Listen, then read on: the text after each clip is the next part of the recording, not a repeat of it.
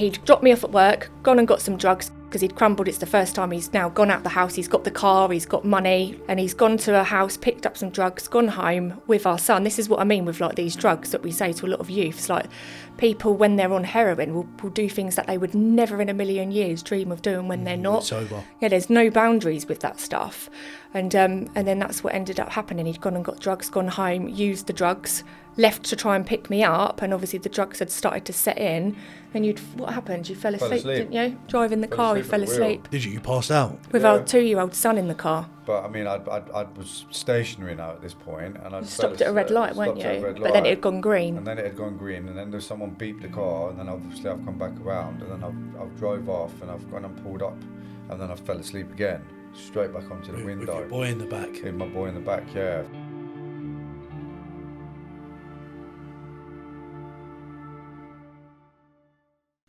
Karla, welcome to the show. Thank you. Thanks for having us. Yeah, thank you for coming. I mean, so Karl, I've kind of know bits about you, and I'm very interested by this story, if I'm honest with you. So, you know, I've seen you've battled with drug addiction, you've been a victim of knife crime, you've struggled with PTSD. Yeah. But you've also come out the other side of that. You've done mentorship programs, you're helping the youth. You've got these bleed kits that you're working towards. So just to give it context of all the good stuff you're doing, where did it all start for you? What going wrong? What went wrong for it to go right, essentially? Yeah, do you know what? I think childhood wasn't that great. And do you know what? I sit on so many podcasts and I'm like, oh yeah, my family's this and that. And I think, to be fair, I was a difficult child anyway. Your mum was young too, wasn't she? Yeah, my mum was really young. How old was your mum when she fell pregnant at 15. 15. First time she'd ever had sex really with my dad. And yeah, and I think originally, when she fell pregnant with me, she was supposed to, well, there was talks that my mum was going to, I was going to get adopted, but my uncle was going to adopt me as one of his own because him and his wife Frank couldn't have kids. So that was the plan going forward. So I was going to have a really good upbringing, and you know, they went on holidays all the time, etc. But my granddad didn't allow that. He said, you're pregnant. It's your child. We will help you look after him, and we'll go from there. And that's how I become to have like a really good relationship with my grandparents, because I was with them most of the time growing up. Like a lot of kids these days are with their grandparents. Do you know what I mean? Would you say you had a better relationship with your grandparents compared to your parents? Yeah. Yeah, because I used to love going to my granddad's. Like there was like just the little things. Like people always say, "Oh, well, name some good memories that you can remember as a kid," and I can sit there and I can struggle to remember. But ones that always stand out for me is being by my grandparents' house. So, you know, staying over on Saturday nights and you know, sitting there watching Country File with my granddad. Like, if you asked me to watch Country File now, I'd be like, no. You know, but, you know, sitting there watching Country File or, you know, Last of the Summer Wine and, you know, them kind of programs. And a lot of young people won't know what them programs are, but, you know, I'd be watching them and I'd be eating like dark chocolate that my granddad would have at his side, so his little snack at night before bed. He used to go upstairs and put a water bottle in the bed ready for me for me getting up there, so it's nice and warm. So you felt that real love, from your grandparents. It was comfortable being there. I enjoyed it. It was fun. You know, him and my gran used to have the odd little argument here and there, which was funny. You know, they loved each other, but they'd row. And but then, you know, on the Sunday mornings I'd get woken up, I'd have a nice hot bowl of porridge waiting for me on the floor on a tray, Wurzel Gummidge on the TV, and that was like my weekends. Main weekends I'd be at my grandparents, because my parents was musical, so they used to go out doing a lot of music on the scene and that. So yeah, we was with babysitters quite a lot, really. What was your relationship like with your mum and dad? So my dad left, they broke up when I was around about 2 years old. And that was quite domestical between the pair of them. What happened? Well, he used to beat her up all the time. He'd obviously smack me about as a baby, and he wasn't really a father, to be honest with you. And yeah, there was a few incidents, you know, he threatened to cut my mum up a few times, and just loads of different things that I saw as a child. And how old was he compared to her? So my dad was 18. Okay, so still quite at the time of pregnancy, yeah. So, but none of my family liked him. In fact, none of my family liked him. And once that had happened on the occasion that they broken up, that was a good opportunity for my mum to get away from him, move back in with my grandparents again. Now I'm going to be with my grandparents longer again because we've moved in with them. In the right environment. Yeah. And then they ended up getting back together. And it was just kind of like on and off all the time with them for a good couple of years. Until my mum met my stepfather. So when she met my stepfather, the relationship with him was okay, up until I think my brother was born.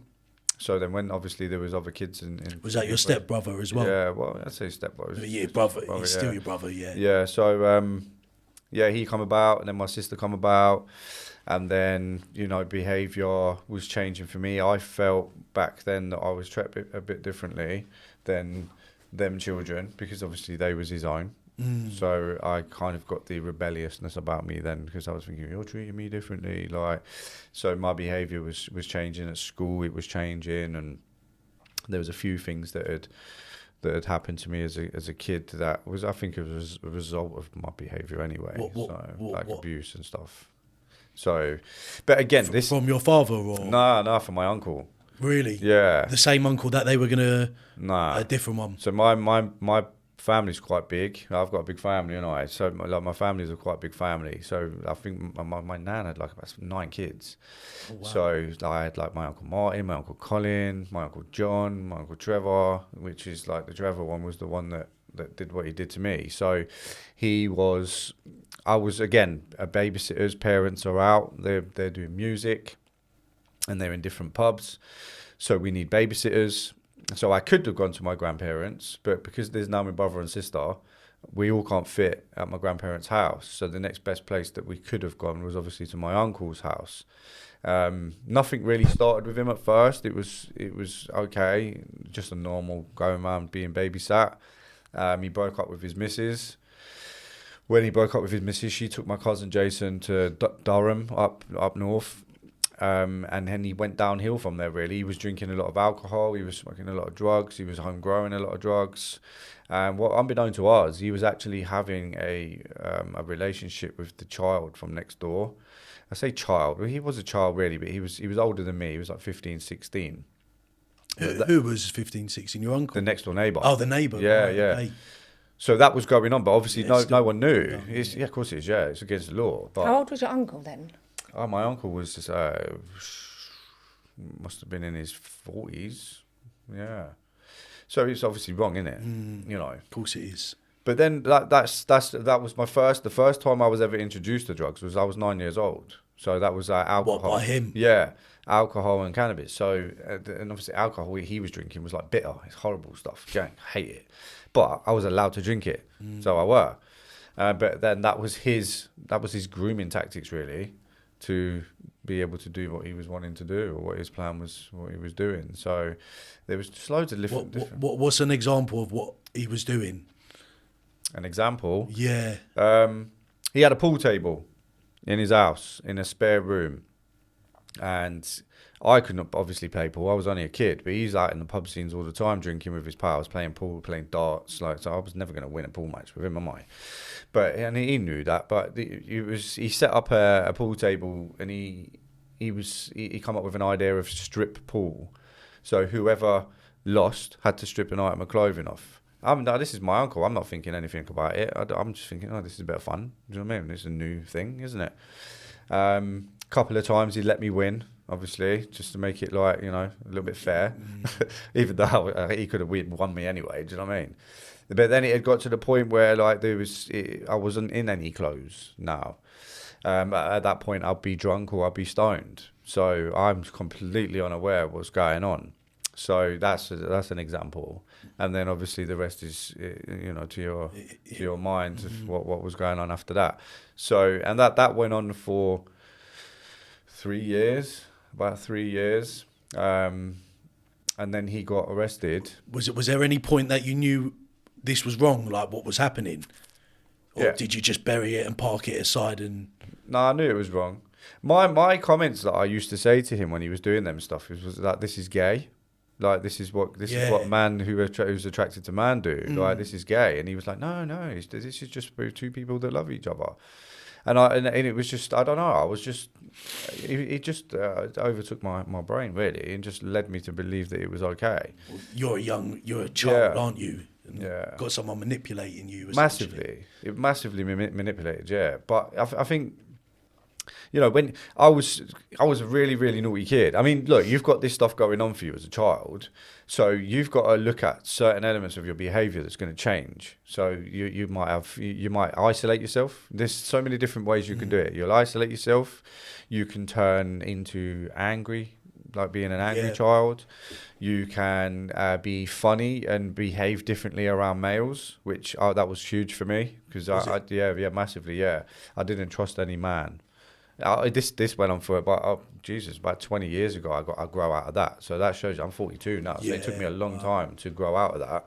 I didn't feel safe in a room with any man, especially if they're gay. That and I'm not going to say gay people are all like that. Do you know what I mean? But because of the way that it was in my head, the impact of it all. Well, what kind of a thought process is that? I mean, look at the generations we have now. Everyone's equal to everybody else. Do you know what I mean? But when you've got something like that's happened to you as a child, there's so many crazy thoughts that go around in your head. 100%. And thoughts when I look back now, thinking, why did I even think like that? Do you know what I mean? Because I've got quite a lot of gay friends, and it's not the case at all. Do you know what I mean? So, but it's a lot to process for a young child, definitely. isn't it? Like, so how did it all come to? Like, did it get exposed in the end, or did you just move on from it? No. So I went to school one day, and I'd come back from school. My mum used to work at Royal Mail, so she was doing like the posting, putting all the post in the right spots that they needed to go. I can't remember what the name of the warehouse she worked in, but it was like packing the post into the ready to be posted and delivered. And she worked nights, so she asked me to walk her to the bus stop. So I walked her to the bus stop, and then she came straight out with me and asked me the question: "Has your Uncle Trevor ever done anything to you?" The minute that she said that, I freaked out straight away. Like, what? No. Yeah, you're like defensive. Yeah, straight away. Like, no. Like, because I was shocked at where that came from. It was so random. So she was like, "Are you sure? Like, you can tell me now." And I was like, "No, he hasn't done anything to me." But then my uncle said that no one would believe me anyway, even if I said it, because I was a bad kid. I always lied about everything. Do you know what I mean? As kids do. My kids lie about things. Do you know what I mean? That's how I can catch them out so quick, because I've been there and done it. That's right. Isn't it? That's but I think that's your fear and perception, which happens to a lot of people who've been through that same thing. I know if my child ever said anything like that to me now, I'd investigate it. Yeah, I would never 100%. disbelieve. Especially, I remember somebody, I think Ella, the therapist, said that you usually find that children wouldn't lie about something like that. Like, how would they even know about that? Like, at obviously young ages, how would they even have an awareness to create a lie like that? But obviously for you, that was your biggest fear, and it's that manipulation element again, isn't it? And it's a family member as well. Yeah. Someone that you wouldn't even expect to do something like that. I think there's a big difference between, say, lying about these kind of trivial things and then lying about something that's very impactful to your life. And you must have had a big guard up with that. Huge. In fairness. It just freaked me out when she asked. And then I slept on it. Do you know why she asked you? Yeah, I'll get to that in a sec. So it was like, I slept on it. And then I said to her the next day, after I'd finished school again, "Can I walk you to the bus stop?" And she said, "Yeah, okay. Have you got anything you want to tell me?" And I said, "Yeah, but I'll tell," because I didn't want to say it in front of my stepdad, because again, he's male. But she kept prodding you with it. Was she? Yeah. So I walked her to the bus stop, and I said, "Yeah." I said, "He has." And she asked me what, and then obviously I had to go into detail, which is embarrassing in itself. And you shouldn't be embarrassed. You shouldn't be embarrassed by that, you know. But as a young boy, you know, I only felt comfortable talking about it with my mum at that point. I could have just come out with it in the house in front of everybody, like my dad and all that. But like I said, I had issues with men. Like I didn't feel comfortable at all. So I told her what had happened. She didn't go to work that night. We phoned the police straight away. And I asked why she asked that question, like, where has that come from? And he'd had this relationship going on with this other boy. And this other boy was obviously still into girls. So what he'd done was he was bringing girls round to my uncle's house, and he was sleeping with these girls in my uncle's bed, basically doing exactly what my uncle was done, by manipulating a situation and basically just like messing with his head completely, because my uncle was obviously fully attracted to this kid. And they had whatever they had going on for them around however many years that were, I don't know. But how that relationship was between the pair of them was possibly a little bit more in than they were with me, like on a relationship kind of thing. So that messed up my uncle's head. So he got really, really drunk and really, really stoned. And he went and handed himself into the police station and told the police everything that he'd been doing with this boy. So he actually came like up front to the police, rather than someone catching him out or something. Yeah. So that's how it come out. So when my mum had found out that he'd been nicked for that, obviously I spent a lot of time with him. So, and I did used to think certain things was dodgy anyway with this kid coming round. And this kid actually saved me once for something happening to me, something that I didn't want to happen.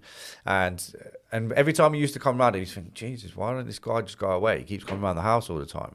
But then when you look back now, I know why. Obviously back then I didn't know why, but now. So he'd knocked on the door and he was shouting through the letterbox, like, Trevor. And something was just about to happen. And it stopped, and it didn't happen on that day because he come to the door. And then it was a week later that he got arrested, so it never happened again anyway. So I went to a police station, and I was expecting to be interviewed by women, but it wasn't. It was men. Again, like, it was just so awkward. The awkwardness caused, obviously, anxiety. The anxiety made me smile and laugh a few times when I was being questioned. They're thinking, why are you smiling? Yeah. I was in a real and you're situation. A kid, bearing in mind. Yeah, definitely. Yeah. So, yeah, it didn't really go any further than that. The conviction didn't happen for me. So he didn't get convicted for my thing. He got convicted for the next door neighbours. He got 4 years. Why don't you think your conviction with him took place? It was there was a few things that was being said around that time. Number one was I wasn't a very variable witness for what I was being said that I was doing. Number two, they didn't even test me or look at me or even check to see if any of this stuff had even happened to me. I'm not going to go into detail, but like they could have checked certain things just like they do with women. Do you know what I mean? They didn't do any of that. And I think the laughing and stuff that happened in the interview didn't help towards the case. Do you know what? We've had so many conversations about this because I know this is a big thing for you. And we've sat down on a few occasions. And do you know what? Sometimes with these situations, with cases, if they've got a strong enough case in one area, they'll go with that. They'll put the money and the funding into going with that because they'll get the results that they want. I think that sometimes they don't always put everybody through the same thing because he was obviously younger, probably a lot more vulnerable, and the fact that his uncle had gone and admitted what he'd done, that was already a strong case, and he would get a lengthy, he would get a prison sentence. So I don't know whether or not in some cases they just think, do you know what, we've got enough with this, we'll leave that aside, and he'll still end up getting the punishment and going off to prison, which is what happened, wasn't it? Did you feel like there was a bit of an injustice with that, or I didn't really care? Did you not care enough? No, not back then. I didn't care. Like, when I look at it now, I think you know when you look at a lot of historical cases that now come out, like he's passed away now. So if he wouldn't have passed away, I'd be slamming him with a historical case. I would do that now to this day. I would, and I'd get the conviction of it. But he's dead, so I can't. So I've lost that fact. But he'd always denied it anyway. He never agreed that he did that to me anyway.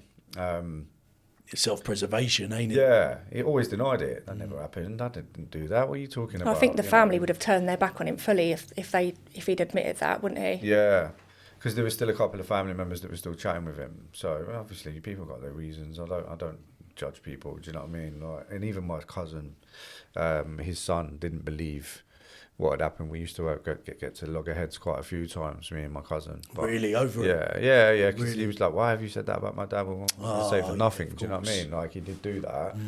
But yeah, so then that happened. But then obviously from then, my behaviour just escalated really, because obviously I was isolated for a long time with that, and now finally it's out and it's come out. I've got nothing to worry about anymore.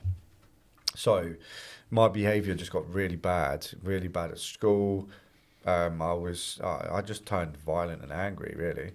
What was your relationship like with your father? Like, was he still around? Did you ever talk to him or? So I hadn't seen my dad since I was the baby, so like 2. And then because my behaviour was escalating at school, I got expelled. Well, like I say, I got excluded for punching up some kid. But this kid had been bullying me for ages. Like, and Stood up for yourself. Yeah, finally I did. Yeah, he used to embarrass me in front of everyone in the school. But when that actually come out, all this stuff, I think, like I said, I had the weight lifted off my shoulders, and that's when I just went rampage. So I just started being angry, and this kid was bullying me, and he tried it that day, and he regretted it, like, because I lost the plot. Deserved. Yeah, so when I'd gone home, I'd got excluded. I got another good hiding at home because I'd been excluded from school, even though I was always told to look after myself. I just never had the courage to do it. I did have the courage this time, but I got a punishment for doing it, so I was very confused. But then my mum was like, "Oh, I'm going to call your dad." And I'm like, "What do you mean call my dad? Like, I didn't even know you had my dad's number." Talking like, at that time, yeah. So she's like, "I'm calling your dad. I'm going to get him to come and meet you and to talk to you about your behaviour." I was like, "All right, whatever." And then a couple of days later, he come and met me. And at that time, I did have a good relationship with my stepdad, even though I had my little issues and stuff. And, you know, I felt like I was treated differently, but I still had he still did a lot for us as kids. Do you know what I mean? I wouldn't have had half the stuff I had if it weren't for him, to be fair. And my mum working really hard. So I can never sit on a podcast, and I've not done with any of that I've done. I've never sat here slated any of them. Do you know what I mean? Because we did have a lot given to us as kids, but we didn't get much. But they tried, yeah. Yeah. So I understand that. When I met my dad, he was trying to give me this whole speech about behaviour and you need to be doing this and you need to be doing that, and I turned around to him. I just said, "Look, you can't tell me nothing. Like, you're not my dad, really. You've not been with me throughout my whole life." I said, "How can you be telling me how to behave at school?" I said, "That's cheeky." And he was like, "Well, what do you mean by that?" I said, "Well, exactly what I've just said. Like, no one can tell me how to behave at school apart from my mum and dad." And then, luckily, at that point in time, my stepdad was driving out. He had a Datsun Sunny, an old school car, right? And a white one. I'll never forget it. And he drove out of my road to go to work because he used to be a lorry driver. And then I said, "That's my dad there, and that's the one that can tell me what I can and can't do." You saw him more of a real father figure than your biological dad any day of the week. For my years in my life, so I can't. As much as I had my disagreements with him, he was still my dad. Really, he still brought me up. Just like the case with me and my stepson Alfie, that like Karla's first kid. So It's exactly the same. I'm bringing him up as well. Like he would see me as his dad, you know. He says 100%. That to his friends, and he's got my last name as well. So in schools and stuff. So not legally, obviously, because you have to go through some rigmarole to get that done. But it's kind of the same situation. So after that had happened, and I said that to him, I never saw him again. That was the last time I saw of him. But by that time now, I was already involved with like a lot of kids on the streets and stuff. So I was just getting involved in madness.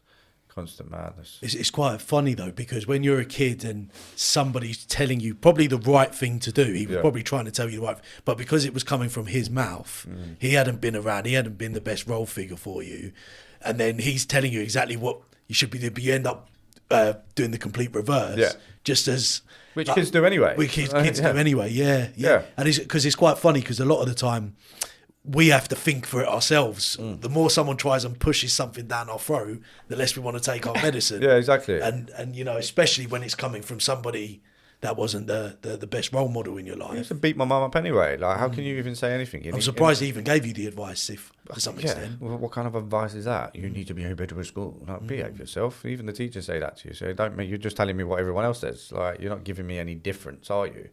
You're not offering to, you know, pick me up more or take me out or be a dad. You're not offering any of that. You're just trying to tell me what to do. And that's the end of it. Go away, bro. Yeah. Do you know what I mean? Yeah, I understand that. So yeah. But like, your childhood was all right, wasn't it? Yeah. Are you trying to get away from these questions? He's always been an avoider, haven't you? But no, you know, so teenagers start being a teenager. Hanging around on the streets, breaking into cars. Back then, it used to be like car stereos, like snatch plates and that. Like, you know, just pop them in and get them out easy. And you know, that used to be. We was quite prolific for car stereo thefts around about then. I got arrested. And was this in Nottingham still? Yeah. Yeah. So I had a good bunch of pals really. We was all like a tight little firm, so we was all right. But I think the older you get, the worse your crimes get. And I think the more you get away with, the more you push the boundaries. Yeah, yeah, you get complacent, don't you? That's the problem these days. We find that a lot with the youths that we work with as well, isn't it? Yeah. Yeah, generally you find with anyone, no matter what boundary it is, the more they get away with, the more they want to keep trying to push beyond that boundary. And and when there's no boundaries at all, well, it's just a free for all, isn't it? Yeah, that's right. But that's how it worked. I think the thing is, because we had someone that used to buy these little stereos off of us, like Technics stereo in your car, and there was Sony pop-offs and stuff like that. I remember yeah. So like they used to fetch some money. It was obviously for a kid like that. We was getting like 60, 70 pound a stereo or something. Wow. Like it was quite all right money. And if there's two of us going out, you're splitting that between the pair of you, so you're getting a good bunch of cash. But in the end, because we was doing so many cars, we was going back to the the usual spots. Yeah, that, got greedy. Started rustling a few feathers. Yeah, and we had undercover watching. So when we got into one car and popped the window, all of a sudden, obviously, all the coppers was coming running towards us, and that was it. I was caught. I knew I was getting captured. And then we did get caught, and then got sent to the police station. And then obviously you've got to have an appropriate adult that comes up to the interview and sit with you, which was rather my mum than my stepdad, because I knew what he was going to do with this whole scenario. Do you know what I mean? I didn't want to go home. What, he would have got mad? Mate, yeah. I get right good idea. Because looking back, if you look back like 90s and stuff, like your parents could smack their kids and there'd be no drama. Do you know what I mean? Yeah, 100%. You could belt your kid on a bus and everyone would go, "Well done, you!" Like that kid's a bloody nightmare. But now you do that now, Jesus Christ! Like people are like, "You can't do that." So in the 90s, I got whacked about a lot. To be fair, I did as well, and not I wouldn't say terribly, but I was scared of my dad. I was definitely scared of him. Especially if I'd done something quite bad. Yeah. But the sometimes I ask myself, I think the question around that is it a bad thing or a good thing that stopped, like hitting children? And I don't mean from a domestic abuse case, but I mean from a like giving us a slap on the arse, like don't, or a slap round the cheek, don't do that again, just to remind people there's a real consequence. But the thing is, though, if you look at it like that, how is a slap a consequence anyway? Because it's not. And kids can get you angry. Even our kids get us angry. But if you've got smacking's not going to solve the problem. Smacking your kids is just not going to stop your problem. And I think as well, if you look at like our kids, for example, one's ADHD and autistic, the other's autistic, and then we've got a daughter that's just a little mare. And I think if you look at like ADHD, for example, their behaviour is quite erratic. So what do you think smacking your kid is gonna solve whatever erratic behaviour they've got? No, because there's a reason why they're behaving like that. So smacking ain't gonna make no difference. So yeah, you've just got to be mindful. It's also that demonstration that if you're smacking that child, then they're going to think that when somebody's doing something wrong, it's okay to smack out. But then you have to then balance it with. That's interesting. You have to balance it with what's the alternative then, and that's where there's so many struggles. And when you look at the evidence and like in schools of how schools are now compared to how schools were when you could get a punishment of the cane and stuff like that, it does look as though they've completely lost control. So then it makes you think, well, maybe that was a good thing. But then on the other side of it, there's a lot of evidence to suggest that that's not. But then it's that alternative. But that takes a lot of, you've got to remain calm, which is the hardest thing. It's about how we are as people ourselves, because we're the ones that are having to deal with that situation with that difficult child. So it's hard. It's really hard, isn't it? I think there's a lot more awareness now of how to treat people and how to treat certain conditions. So I do really understand that. Because I think growing up, I always found that because there was that fear there from my dad, that I always realised there was probably a consequence externally as well as internally, and it always made me think first before for doing something. Yeah. I shouldn't be doing, essentially. Well, I'd run away from home if I knew that let's say, for example, like back in the day, we didn't have clocks or watch or phones or any crap like that. So your timing for coming home is street lights. The minute street lights come on between 5:30, that's the time that you need to get home. And if I was late by 5-10 minutes, I knew I'm in trouble. Really? Is it that strict? Yeah, very. Yeah. So I mean, to the point that me being, let's say, 14, 15, if my brother, because me and my brother used to share a room, so if my brother goes to bed for school for the next day, I also have to go to bed at the same time. And I'm like, what was the age gap between you two? how old's my brother? I don't know. You should know this. I'm so bad with my memory. Was he substantial? Was he much younger? Yeah, I think he's He's in his 30s, I think. Yeah, I think there's about 10 years. About 10 years. Something like that, yeah. Oh, right. Between, but you would have to go to bed at a similar time. Yeah, so that the 10-year difference. Yeah. It's quite a lot. And I never understood that. But on the other side of it, when I look back, my parents just wanted parents' time. Right, okay, fair No, enough. I don't mean parent times like bit of fruit in the bedroom. I'm like time to relax. Yeah, they've been working all day, and they just like, and we're like that as well. We and it's hard. It's hard as well because if you haven't got a mansion and you've only got not necessarily a mansion, but if you've got a 3-bedroom house and there's the mum and the dad, and then there's one child that's got the room to themselves, the other two have got to share. So it then becomes a bit difficult, doesn't it? Yeah. So it was So, I felt hard done by quite a lot as a kid. Why should I have to go to bed at that time? It's crazy. What, 6:30 at night? I'm going to bed. It's still light outside. Wow. So then I'd cause chaos in the bedroom then. I'd just play wrestling with my brother and break the beds or whatever else I was doing. On a few occasions, I don't know if you remember this, but I put sneezing powder under his pillow. Oh, no. And, and he was laying there nodding off, and obviously this sneezing powder has come and he's sneezing. He's like, achoo. And I was like, are you all right? He's like, I don't know what's happening. Achoo. But that was my fun time. Yeah. I'm upstairs. We didn't have a TV in our room as well. Bearing in mind, we're in the 90s. We ain't got money for that. You can't still get hold of this stuff, can you? Well, sneezing powder. I don't know if I want to go to bed tonight. I can find it. But so that was, I punished my brother really for the fact that I had to go to bed at the same time. I used to punish both my brother and sister really for half the stuff that goes on at home. What's your relationship like with them now? It's all right. Yeah, we talk. Yeah, because my mum passed away a couple of years ago. So I think families, some families, I don't know, not all families, but our families is a family that comes together for a funeral, and then you won't speak for months. Oh, you do live miles away, don't you? I know we live, but there's a thing called mobile phones now. Yeah. It's difficult as you get older because you get very busy, you follow passions, you follow dreams, you've got responsibility of children. Yeah. Life can be difficult, and it takes a lot of energy and perseverance to keep connections going. It does, and I think, to be fair, we're so busy as well. Like, we're so manic. We've got so much we're doing. Yeah. And we haven't even got time to think for ourselves, never mind anybody else. So we do tend to try and go up to Nottingham once in a blue moon and go and say hello to family, and I'm going to go stay with my auntie for a couple of days and stuff like that, which I'm going up to Rotherham at the end of this month. So I'll probably pop in and see my auntie anyway on my way up there. So, I'll get to say hello. But, like, family, when my mum passed away, because my sister and my brother only lived across the road from my mum, so they didn't really live far from her.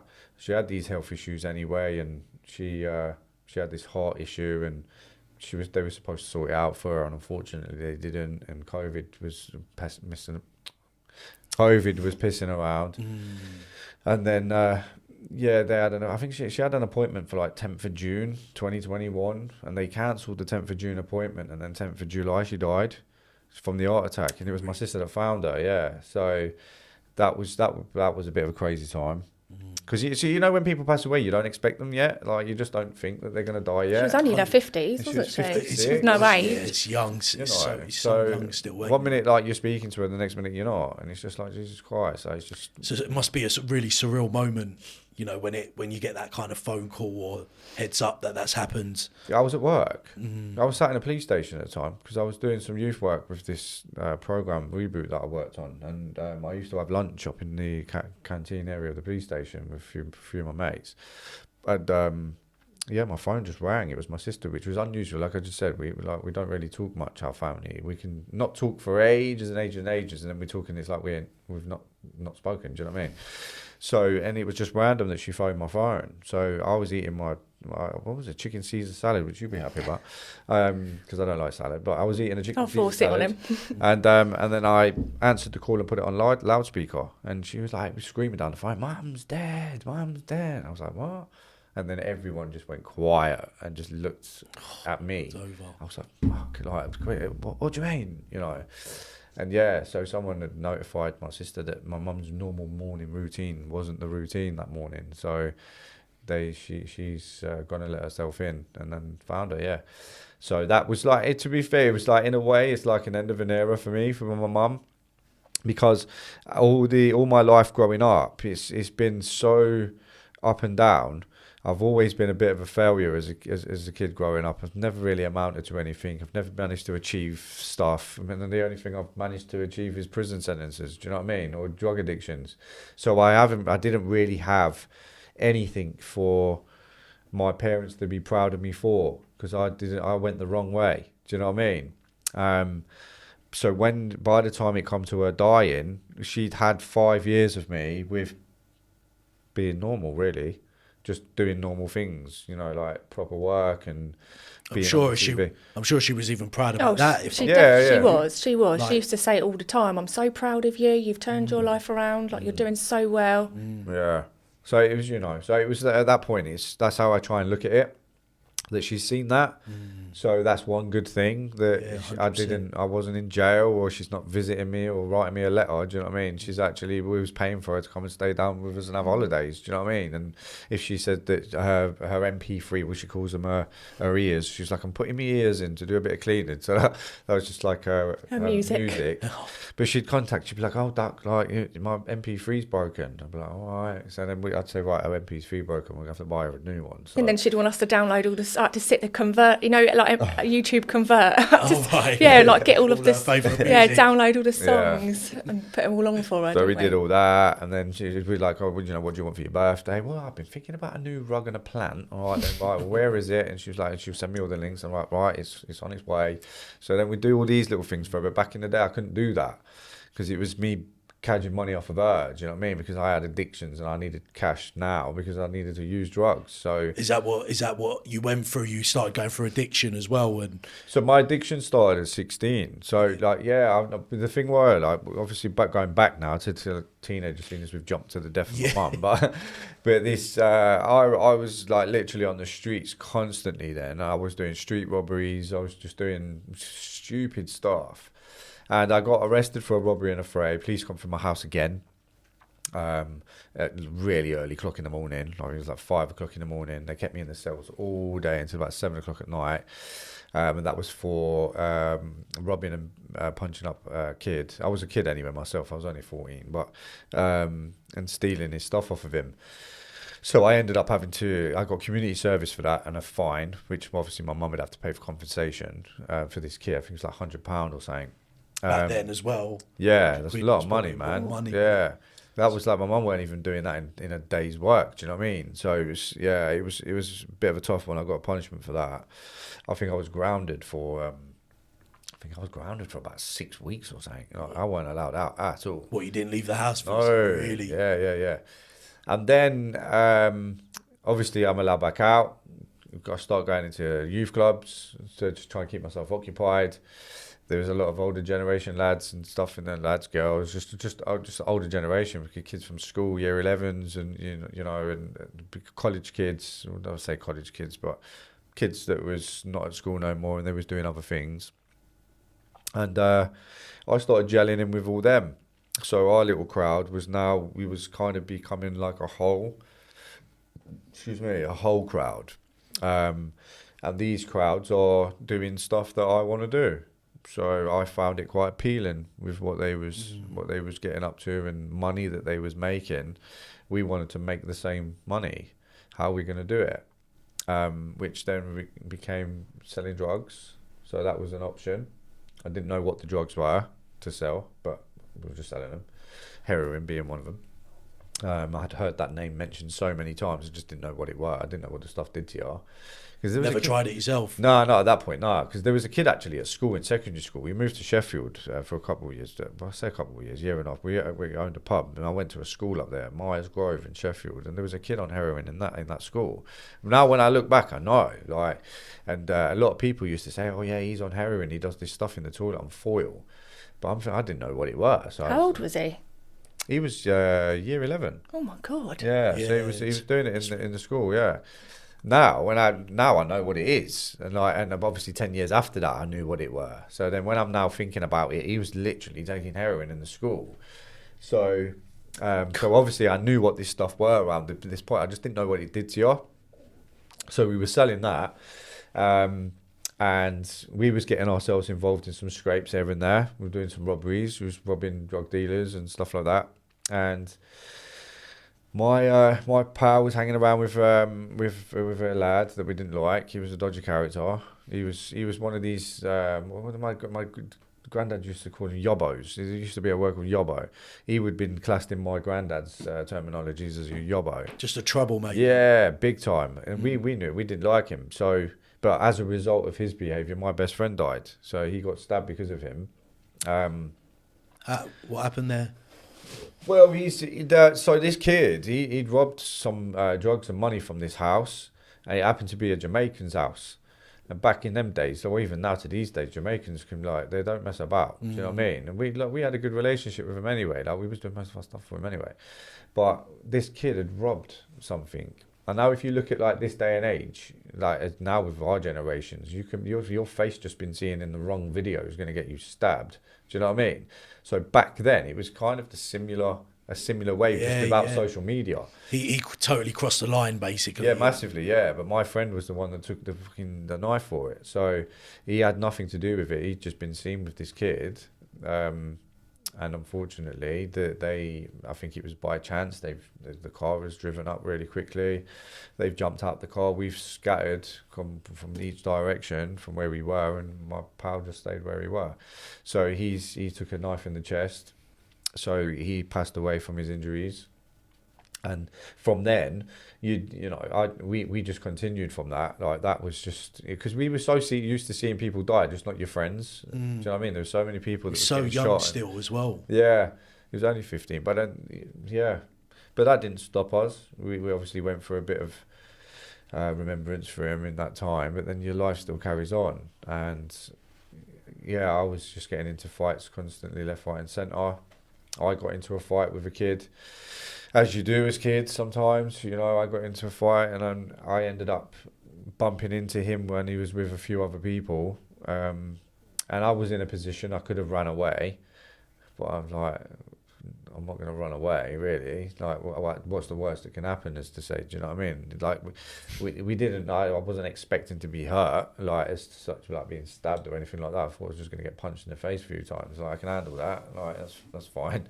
It's not like it's the first time I've been weighed in by a few lads, do you know what I mean? But it was different that time. They jumped me, and then they stabbed me in the thigh. And then that was like, I think that was when my behaviour got worse, I think, because I nearly died from that. So it was quite a close call, to be honest. I know people that have died from a stab wound to the wrist, never mind in your thigh. Do you know what I mean? So it was a close call. So that in itself just put me on some mad mission of, I don't know. People would say, oh yeah, to live life to the fullest. Yeah, but mine was living life to the fullest, committing crime. So I just got worse. Yeah.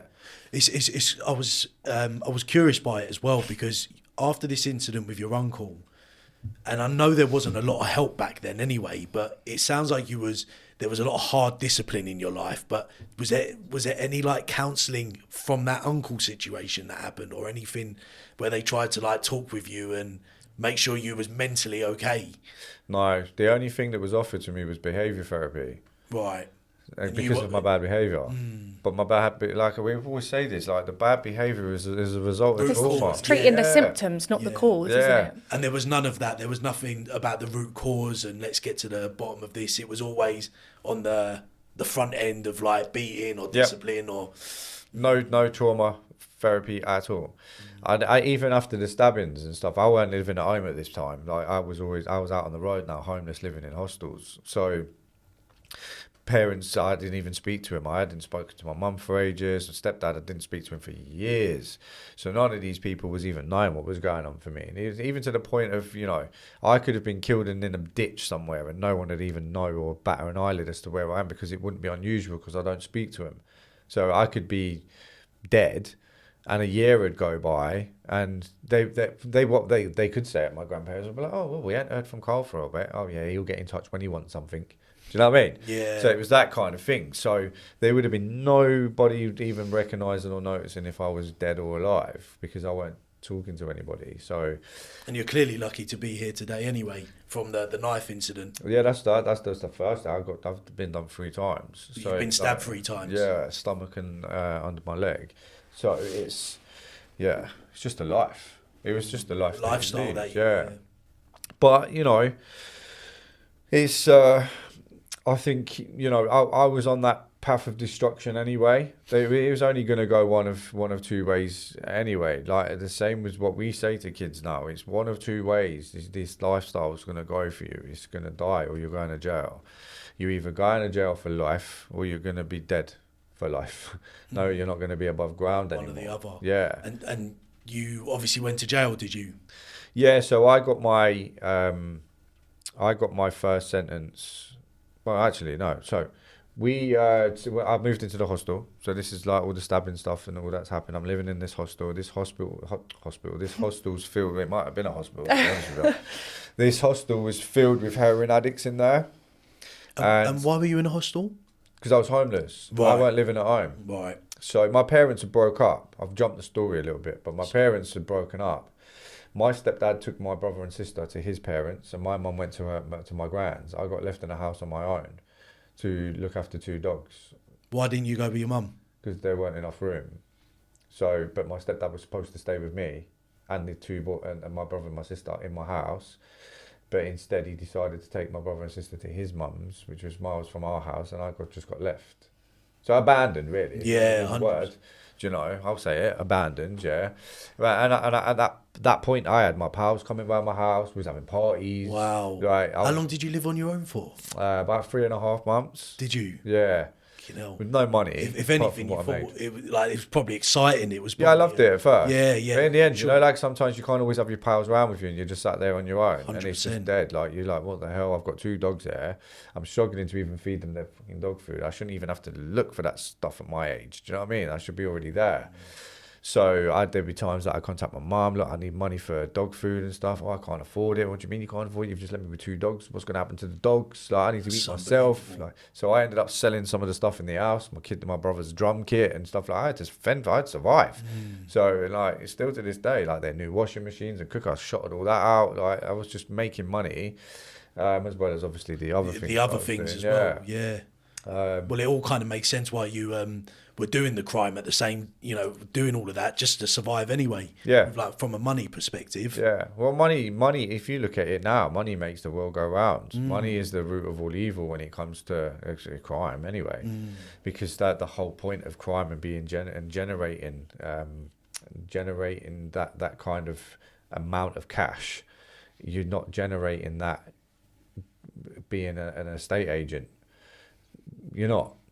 So the amount of cash that gets thrown around within the criminal world is a lot of money.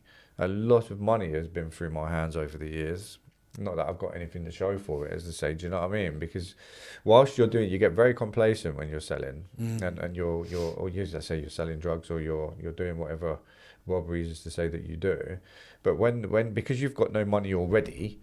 When you've got that money coming in, the money's going straight back out. In one hand, out the other. In out, yeah. And then you start taking your own supplies and just, you know what I mean? So it's like, you're just basically... And then what I saw in some of my friends is, in the end, they were just selling drugs to use it to pay for their own addiction anyway, essentially. Is that what happened to you at one point? Yeah. I got on the gear when I was in a hostel.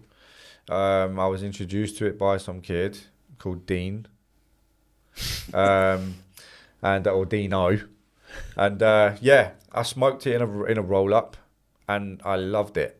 And what did you smoke? Sorry? Heroin.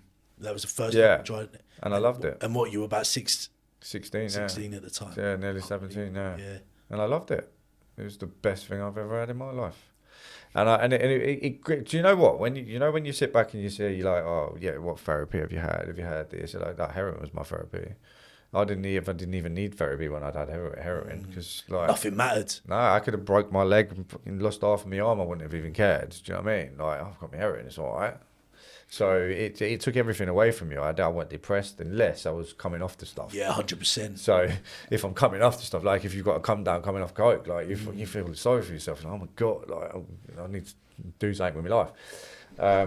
But that's what he worked with the heroin. So that went on for years. And then my prison sentences started to come. My first ever jail sentence was only for disc while driving. For disc while driving. Really? So it wasn't anything major at that point because I had cars, and back then it was producers. So if you've got no insurance or a license, you get pulled over. They just give you a producer to produce at a police station, even though you've got nothing to produce. And you just keep doing that every month. You keep getting pulled over. They can't do anything about it. Now they can, but they couldn't back then. Now they swipe your car from you. But back then, you just let you on your way. Like, I'm there sat on a pillow because I can't even see over the steering wheel.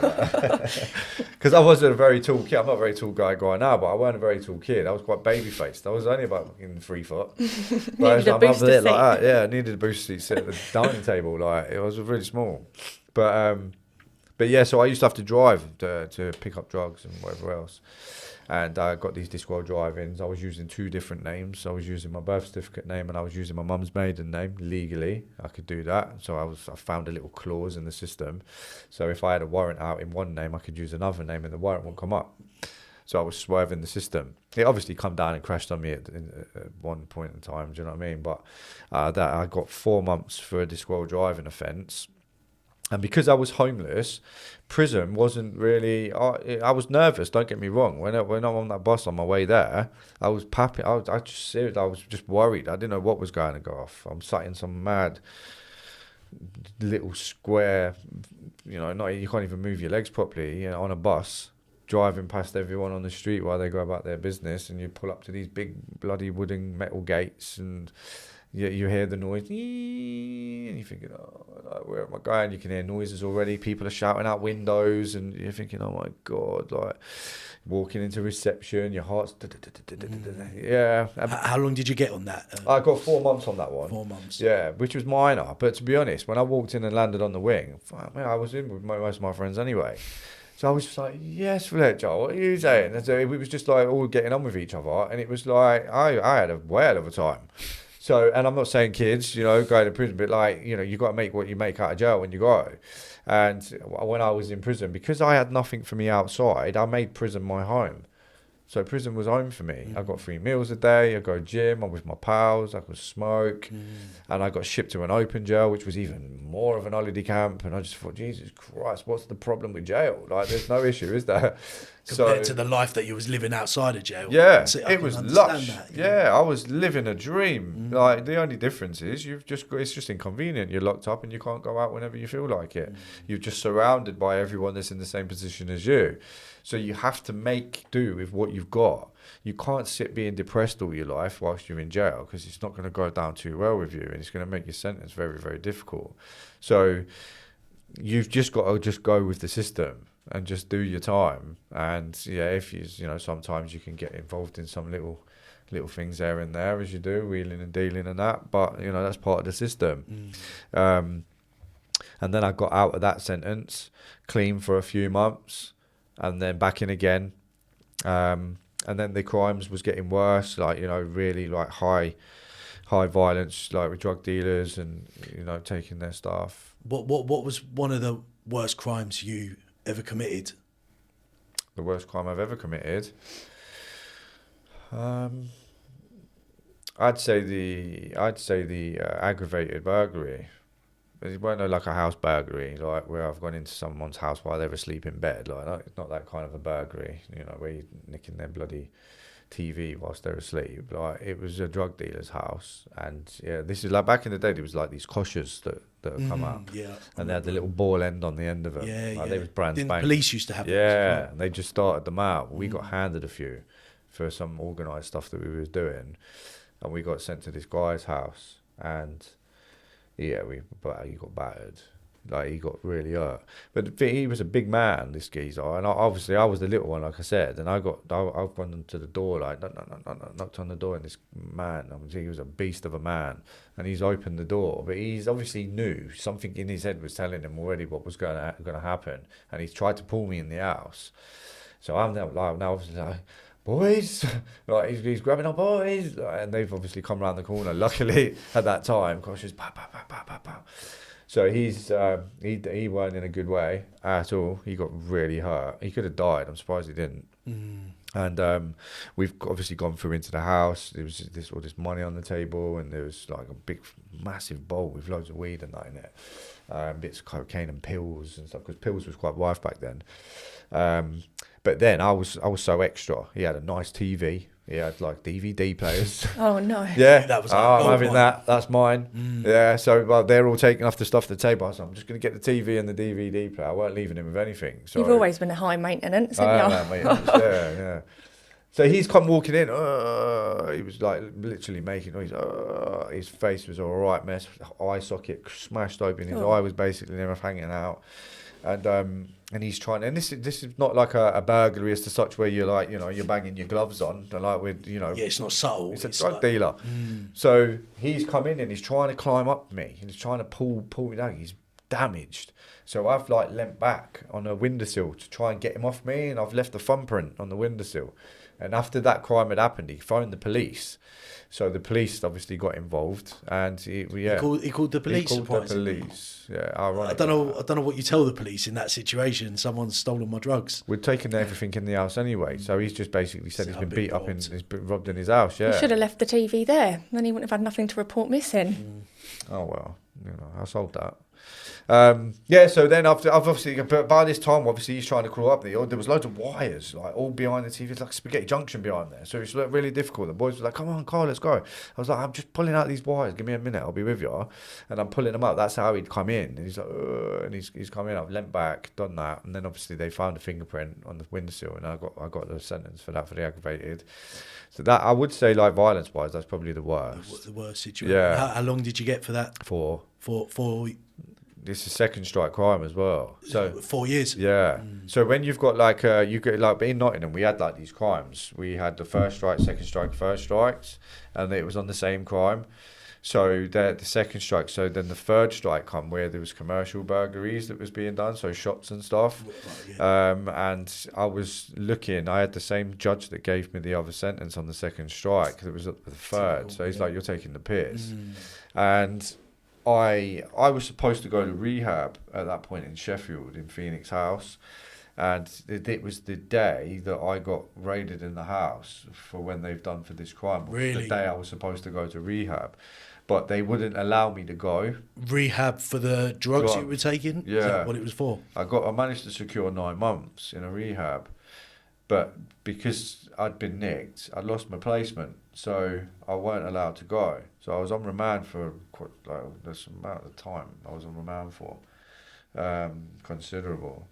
But whilst I was out, they was fighting my corner whilst I was out. My drugs worker, my solicitor, trying to get me another spot by the time it come up to my sentencing. Luckily, I didn't know that they did until I stood there that day, and they told me that they got me a rehab. So then that rehab then consisted of me moving down south, where obviously I've then now became the horror of her life. But I Damn that judge. yeah. So I got instead of 7.5 years, they gave me a 9-month placement in a rehab with a minimum of 3 months to stay there, and an ASBO where I can go back to Nottingham for 3 years. So, because I was... You couldn't go back to really? No, they wouldn't let me back. No, I was quite bad. So I was like, yeah, sweet, I'm going to swerve jail, I'm going to go to rehab, that'll be all right, a bit of time in there. It weren't that at all. It was because you have to share stuff about your past and your history. You found rehab worse than you did prison? But I wanted to go back. Yeah, I had arguments loads with the staff. I wanted to go back to jail. I said, take me to jail.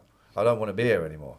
And they was like, why? Why are you finding it so difficult? And I'm like, you're asking me some personal things. And they was like, yeah, but that's the whole point of rehab.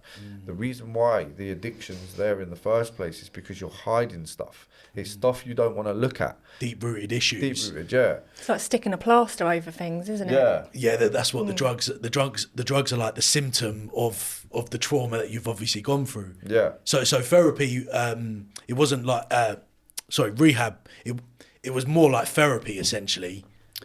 I think, to be honest, like the program was more around self-help. So it was like a self-help program, just doing like routine chores, cleaning the house, doing the pot washing, working in the kitchen, having a couple of meetings here and there. But we used to have these things where they used to have other housemates that would challenge you for if you've done something wrong. So every Tuesday they'd have names on a board. and there was a little brown box on the door outside the office.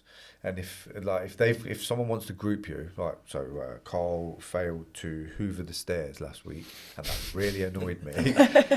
Just minor stuff. Yeah.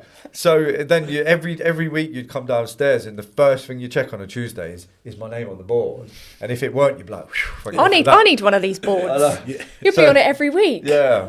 So my name was on there a few times. It's quite funny how that bothered you compared to the life that you was living before. Yeah. That was all that anger. It's because it's so compact in there. Yeah. It's just like being in jail where you're in a house with random people, and some of them you don't even like. Yeah. Do you know what I mean? And you're getting exposed as well. Exposed in front of everyone. Like, and you're like, well, what's the big problem? What's the issue with that? Yeah. Well, you need to take responsibility. And I'm like, I do take responsibility. And they're like, well, you're not, because you're arguing back with us right now. They're just literally on your case all the time. Wow. Yeah, like, to the point, like, it gets you so angry. There was one point I went to throw a chair at someone in there. Yeah. I nearly got kicked out in the end. Yeah, it's bad. It was not good, because it made my anger go up there. It's supposed to bring it down, not make it worse. So I'd be sitting in group, my name's up there, Carl, and I'm thinking, oh no, like. And it's interesting you say that, about how they're meant to be bringing your anger down, but it sounds like they were getting to something, like more than probably what you had throughout your whole entire life. If anything, you was getting away, because you was getting away with it in different ways, they was holding you really accountable. And naturally, you're going to be a lot more angry, and it sounds like they were getting closer to the root cause of an issue than whatever you had been in the past. Well, yeah, I mean, again, right, so this house had 22 males in there. So, and that's a lot of males. Yeah. And one thing that used to freak me out, they used to hug each other. Yeah, I mean, bearing in mind you said earlier that you didn't trust males anyway, so you've still got that stigma. Yeah. And they used to hug each other. Hug each other. I'm like, what are you doing? And they're like, what? Like, after every meeting, why are you hugging each other? And they're like, oh, it's just a polite thing we're doing. I said, don't touch me. Don't even try and hug me. Whatever you do not come anywhere near my personal space. I'm quite happy to go, good morning to you. Don't touch me and don't hug me. And they're like, why? Why are you so aggressive? Like, I'm not aggressive. It's just my personal space. I don't want any males cuddling me. You don't need to cuddle me. And these 22 males, were they part of the rehabilitation centre, or were they just people that needed to be rehabilitated? Yeah, it was like me. They were just like you? Yeah. Older generation people. Some of them I still talk to now. Weren't some of them at different levels within their, some were further down, weren't they? Yeah. Further down? Like how long they'd been there and been clean from the drugs. Okay. Yeah. So you've had, with the programme, 9 months. If you look at now, there's no money in any pots to be giving people any more than, let's say, 4 weeks rehab, which 4 weeks is not going to do nothing. 4 weeks, you might as well just put them in a police station with some bloody all-day meals and coffee. It's not enough time to tackle problems, is it? All.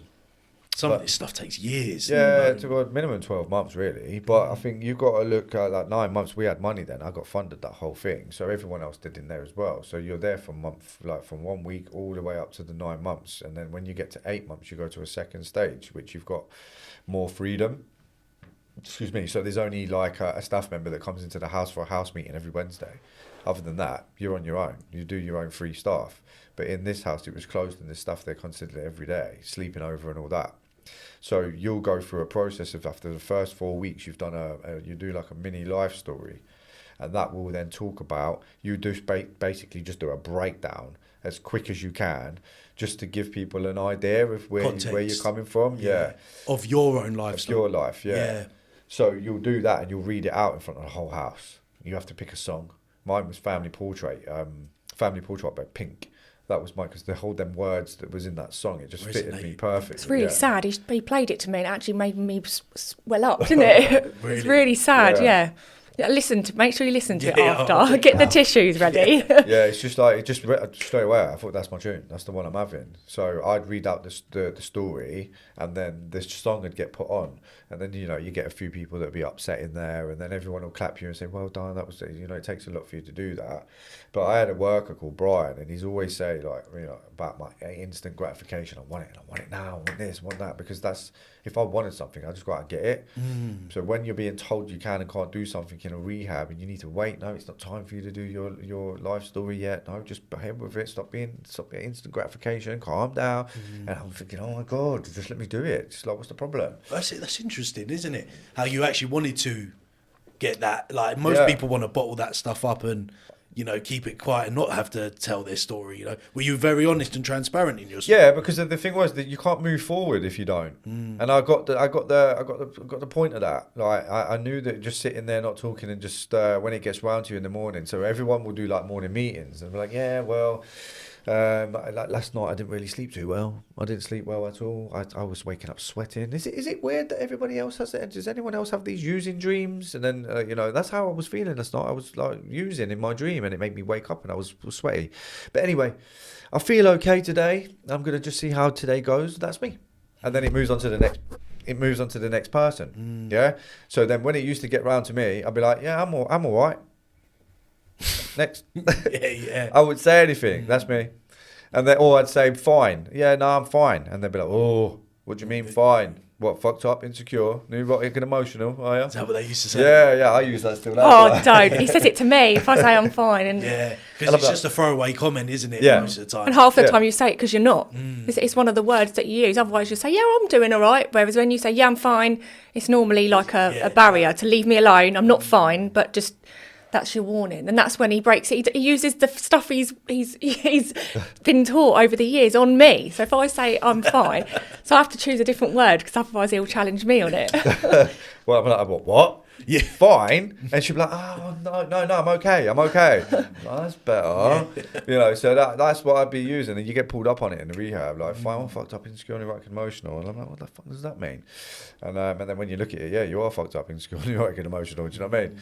So, but then in the end, obviously, to go through the process, you have to start sharing and you have to open up and talk about stuff. Yeah, because all they were doing was just holding you accountable, for what you were saying, the words, the actions you were displaying. They were just saying, look what you're doing, Cole, and it was probably a way to have an insight into, or an awareness, because before you just go about your life, most people that say that I'm fine, they don't think nothing of it. But when you start holding people accountable to the words they're using, the actions that they do, then you start getting people thinking about, what's kind of going on. And that was probably a good opportunity for you to kind of look at yourself in that time. Yeah. Did you find a lot of progress in the rehab? Yeah. No. No. I didn't, to be honest. I think the thing is, when it comes to the rehab just... the rehab learnt me how to get a routine, and it learnt me how to sleep better, because I loved my sleep in there, and the routine, I was up every day. You had to be up, just like it was basically just like prison, really, because in prison they come to your cell at like bloody 7 o'clock in the morning and undo your door for you. It's just basically the same as that. You had to be downstairs to do the morning meeting register. If you was late, you'd be bloody put on a board and you'd be getting pot washed, like terrorise you, yeah. And but I think in general, I think what I learned was to be able to build positive relationships back up with males. It helped towards that. Bearing in mind at this point I'm 24 years old, so I think where I'd gone from the age of like 13 all them years up to that age of 24, not being able to have a relationship with a male, just for whatever reason, or trust, and what their ulterior motives is, I just didn't trust anyone. So for being forced into that position of being in that house, I learned that. And how was relationships different with the kind of people that you were hanging around with the streets? Because they would have been males, wouldn't they? How was your relationship like with them people? Because I already knew them. Right. Is that what? I've grew up with them since school, as kids, as babies. Like, there's been some of our friends we've grew up like from literal babies, so we've known each other for a very long time. And even all them used to say, like, why didn't you say anything about what your uncle was doing? It's just like, well, it's not something that you just can come out with over a coffee, is it? Do you know what I mean? Exactly. So I already knew these boys, so it was that was my circle, my friendship network. So I'm talking about like any new person that would be coming involved. It was always a guard up. Yeah, I wouldn't even want to be alone in school with a teacher. A male teacher. If you've done something wrong, and they're like, right, you're gonna have to sit over there, and you're gonna write me 100 lines. Why I must not, blah blah blah blah blah. And if I was only going to be in that class and there was only me that's got the punishment that day, I'd refuse to do it. Right. Which would make my punishment even worse. Cause a bigger problem. Yeah. But they didn't understand. They didn't get it. So. So yeah, so crazy. So rehabilitation. You've done your 9 months in there. You've come out. What's happened for you after that? Relapsed after 9 months. Did you just straight? No, I moved into like a B&B place, and there was a geezer that was in there with me. That he was from my ends as well. He was, well, I say my ends. He was up Midlands. He's from Derby. I was from Nottingham. So we was the kind of same people, same accent really. I haven't really got that accent now because I've been down south for a long time. So I've kind of twined the two together really.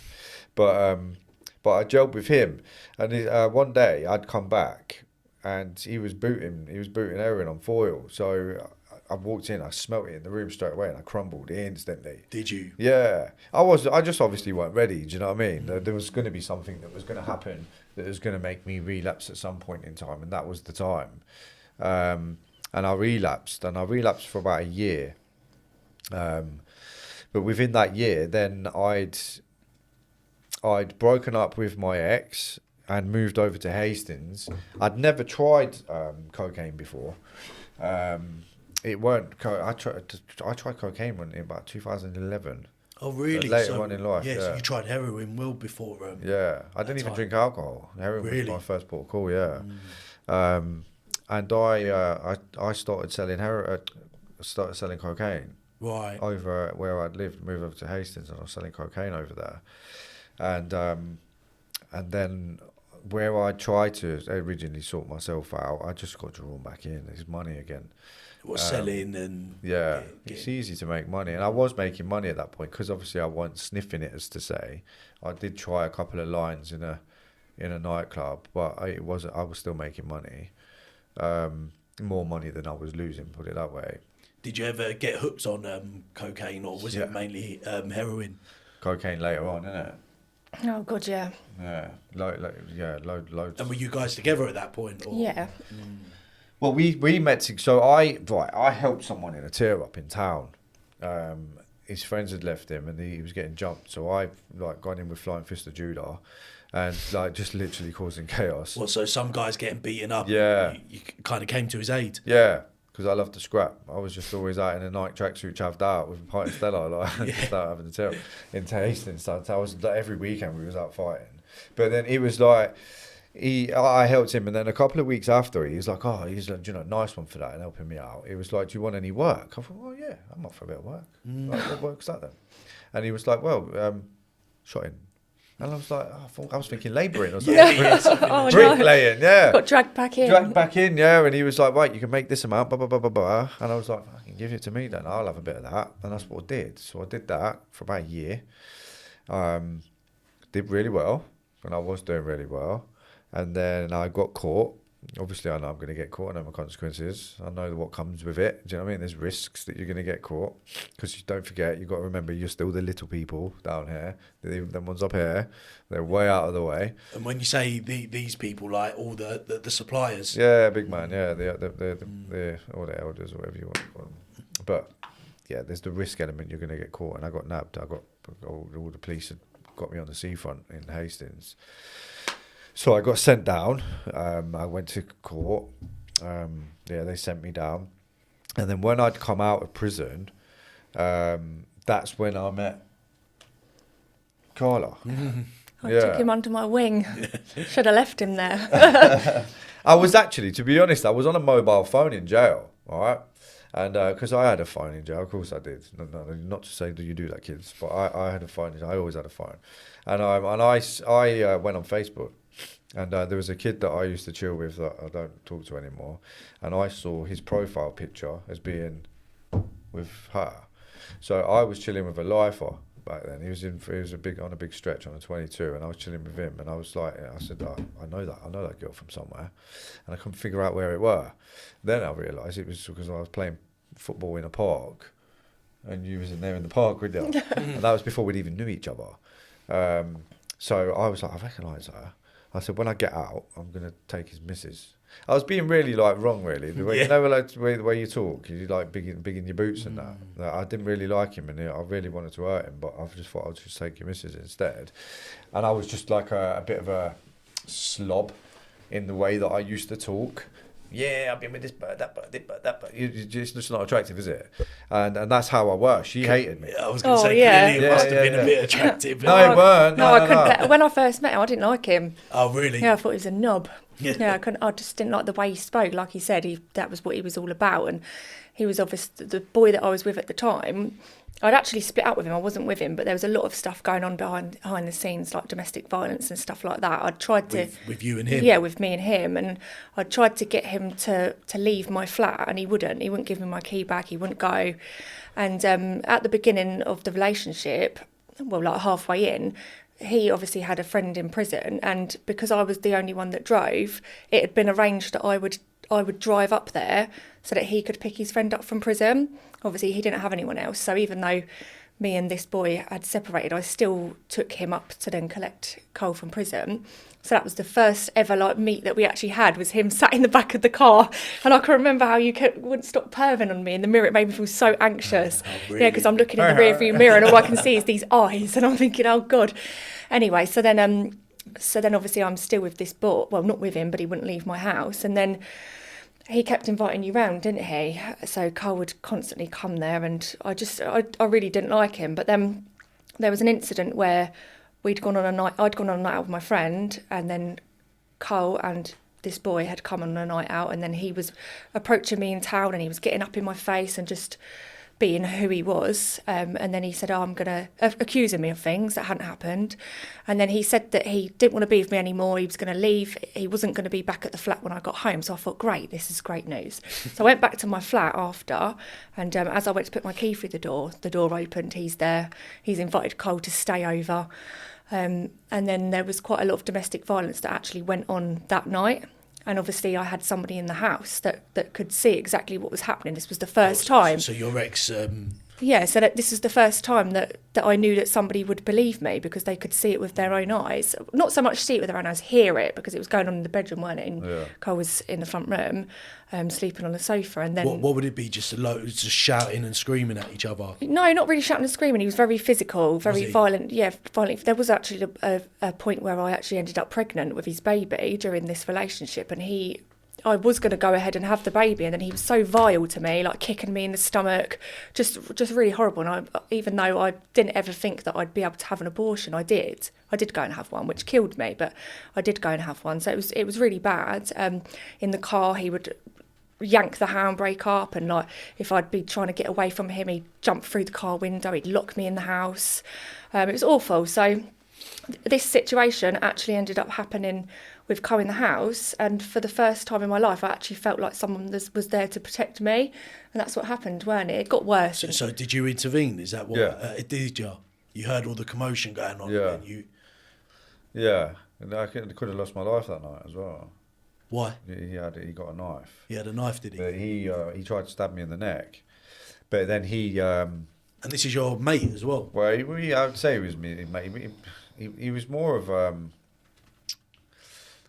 he was like an associate, really. He owed me money, realistically, because when I'd got locked up, I had a line that was like it was nice. It was set in stone. So what I should have had, whilst I was involved in that lifestyle, I should have had enough continual money being sent to me whilst I was in prison. Right. And he failed to do so, and he ruined the whole thing. And I had people phoning me, like telling me, like, he's messed up the whole line. He's not even doing £1 a week. Do you know what I mean? I was like, what? That line was doing £5 a week. So it's just like, how are you working that out? And so he basically lazed out the whole line.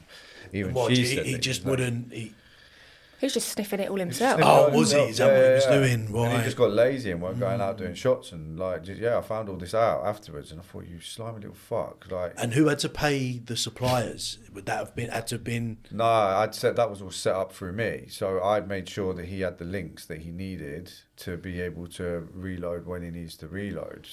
So did that mean while he owed you money, you owed somebody else money? I didn't know no one. Right. No, because he did used to do it so that he'd get enough to kind of like cover the debt, or he'd borrow money from me, but he wasn't making any money from it. The profit, right? So it was basically it was my line. He took the line. Yeah, is what you said. I left him with the line on the Okay. grounds that he sent me money into jail, and he failed to do so. I think he sent me a tenner within 2 weeks. That should have been more than a tenner. I should have had at least $2,000 in 2 weeks. Do you know what I mean? So that was like my whole point in court. I kept that in my head. He's lucky I didn't punch him up. But I just thought there's just no point because I'm on a license and I'll just end up going back to jail. Yeah. So I just thought about it and I just thought, you know what, I won't. I'll just do it in different ways instead. And my main plan was to come out, set up another line, and he worked for me again. But this time he don't get paid. Do you know what I mean? But he didn't go that way. No. Because then he was with her and she was quite respectable, as to say. It just didn't work out the way I'd planned it. Like, it just didn't work out like that. And then obviously that had happened in the house, and then she was getting assaulted by him in the house, and then I've obviously intervened with it. And then he grabbed the knife and he just started going nuts in the house. And then I've jumped up and what are you doing? And I put the knife down. I was in my box shorts at the time, and then he swung it around to try and get me in the neck with it. Missed, luckily, otherwise I'd probably died. And then he turned it on himself, and he stabbed himself up about 7 times. He stabbed himself up? Yeah. And then he ended up leaving, and you called the ambulance, didn't you? And then the ambulance turned up and obviously took him. I think he did get sectioned. And then that was the last time that he left the key behind. And I didn't let him back in my house after that. But he kept turning up, didn't he? This is the problem. So Cole stayed overnight that night. And I remember trying to go to sleep in the bedroom, and I kept thinking how I thought he was. I thought he was quite a disrespectful person. This is Karl. So me and Karl are in this house on our own now. I've now gone to bed and I'm in the bedroom. And I kept thinking he's going to come into the bedroom. He's going to come in there and he's going to try it on, all this stuff. And I didn't get any sleep whatsoever. I was so worried about it. But he didn't. He didn't come in. Quite respectful. Didn't come in at all. Really? So my perception of him wasn't quite what I thought. And I thought, actually, maybe there's bit more to him than what I thought. And then the next day, like in the morning, I'd got up and I'd come in and we just spoke, didn't we, about everything that had gone on, and I just told him everything, and then he was telling me some bits about his life, like just having general sort of chit chat. And then I started to feel a bit sorry for him. And I thought, God, he's had this horrible life. I've really judged him, and I felt bad on myself because bad for my judgment of him. I thought actually he's quite a caring person. And that particular night when all that commotion had gone on, there was blood all over the floor. And my ex-partner, he'd walked it all round. It was everywhere. It was all over me. It was all up the walls, the light switches. The kitchen floor was absolutely covered in it. And when I'd come in from obviously he'd gone off into the ambulance. When I come back in, he was on his hands and knees. Cole was on his hands and knees on the kitchen, cleaning it up, and no one had ever done that for me. Like, I'd been in bad relationships, so my history, Put it in the bag. that earned him some brownie points. Yeah, so I thought I just saw a different side to him, and then he that day he went back home where his licence address was, and he said to me, like, I'm a bit worried about you staying there. Like, is he going to turn up? And I said, of course he's going to turn up. He's going to come back here when he gets released from wherever he were. And so he said, do you want me to come and stay over? And I thought, well, I do and I don't. I don't, because I don't want you to think anything of it. But at the same time, I don't want to be here on my own. So that's what you did, didn't you? You come back, and then I couldn't bloody get rid of him. But then it was nice having someone there. And there was occasions when he did turn up, but I would just ignore him because I felt like I felt at ease because I knew that even though he didn't know that Karl was in there, I knew so it felt nice not to feel worried anymore. And then slowly after weeks, well, probably months, weren't it? We did end up starting to like fall for it. Well, I don't know, the feelings might have been there for him, but for me, I started to develop feelings for him, and it wasn't what I was used to with somebody, like with a boy. So that was quite nice. And just a question: this guy that was stabbing himself, where did he stab himself? In the stomach. He like stabbed, but he slit as well. Like he stabbed the knife in. I don't know how far he went, to be honest, but he sliced. It was big enough. He sliced it all as well. And he did his arms as well, like did he do his arms? Into his arms. Oh yeah, he did do like his arms. Big lumpy stab wounds in his arms. Yeah, it's absolutely. He lost the plot. Yeah. So you guys ended up getting together. That was our love story. I hate it when people say, how did you get... most people have got such a lovely... We won't tell that to grandkids, will we? We're going to have to come up with a different idea. Yeah, we will. We'll have to go and do our first meet somewhere, like 11... So yeah, well, there's people meet each other in all different ways, shapes and forms, but love is love, isn't it? Yeah. So, is at that point, did you kind of then start to calm down? Did you think that I'm onto something good here, and therefore, nah. It was hard. It's hard to change that thought process when you've had it for so long. It was. I always had to be doing something criminal or whatever. I still carried on doing what I was doing. But obviously this time now, I've got Karla now. But I think I could have done a lot more worse things, but she reined me in a lot. Yeah, I can imagine she did. Not to the point of me stopping, but just reining me in. Extinguishing that fire a little bit. So, and then I think that went on for a few years up to about 2016, and then I just had a major breakdown. I got back on drugs again. And I was doing some treatment for my liver, which was quite potent, and it made me quite depressed and mentally unstable. And what happened to your liver? I had a disease, liver disease. Did you? So yeah, and I had to have like injections in my stomach every week. It was chemotherapy. You had to go on chemotherapy. Yeah, really. Yeah, and I was taking these tablets as well with it. It just made me, just lost the plot. So, excuse me. So I was just taking every drug you can imagine, Valium, Tramadols. I was in so much agony. I was being sick loads as well. I'd lost loads of weight. I just was unwell. Smashing coke. I was sniffing loads of that. I was taking Tramadol and Valium to come down. I'd take about 12 Tramadol and probably 5 to 6 Valium just for my first hit. When I say hit, for my first dose of tablets in the morning. And because obviously you do that, your tolerance levels just rise and rise and rise. Of course they do. So then you're just going to need more and more and more. And yeah, I was having domestic incidents with her at home. I was just losing the plot. I was just going blank. I just didn't know what I was doing. There was so many incidents that was happening at home, which as a result was she was having to phone the police. She was scared. I was literally you just couldn't say what I was going to do next sometimes because I was so bad. And then, and then it all came to a head. There was another major situation. Towards near the end of 2016, and I got removed from the house permanently from then. I was unable to stay there anymore. I ended up living in a crack house for about 3 months. And sorry, where did you get removed from? You threw him out. Yeah, no, it was. Police, social services. I had to go right. I had to go and get all these different injunctions against him, didn't I? Yeah. So it was horrible because it was I knew who he was as a person. He'd never been that way before, and then just before all that happened, he had started to get on the straight and narrow. You probably don't remember it like that. And maybe he was taking different things that I wasn't aware of at the time, but he'd managed to get himself a job doing removals, and I was so proud of the fact that it wasn't anything criminal anymore. This is good. And then everything seemed quite good for a bit, but then he ended up getting really, really sick. And in amongst doing the removals, he would be throwing up in people's gardens and stuff. And I remember at one point, I did start to think that maybe he'd got cancer. All the signs of something like that was there. And I kept pushing him to go to the doctors, and he did. And they'd done all these tests, and then that's when they found out he'd got the liver disease. And if anything, I do regret the fact that I was so pushing for him to get this medication, and because it's quite a expensive medication, the lady, the nurse for him, had to sit like a panel, and they had to make sure that he was mentally okay to do all of this stuff, but to go onto this medication. And they put you on antidepressants, didn't they? And he didn't want to take them, and his mental health started going a little bit all over the place, worrying what was going to happen to him, worrying if I was going to leave him because he was ill. It was a really bad time. And then he ended up going on the medication, and it just sent him nuts. And then that was when it escalated, and he went on drugs as well. So then the medication as well as the drugs, he ended up back on heroin to numb all of the pain. And then that's when domestic things started happening, which I felt like I was back to. I'd come forward within my life. I'd met somebody. We'd now got a child of our own who was only Tyler was about 2, wasn't it, at the time? And I felt like we'd gone all these steps forward, and now I've gone back to square one. It was horrible.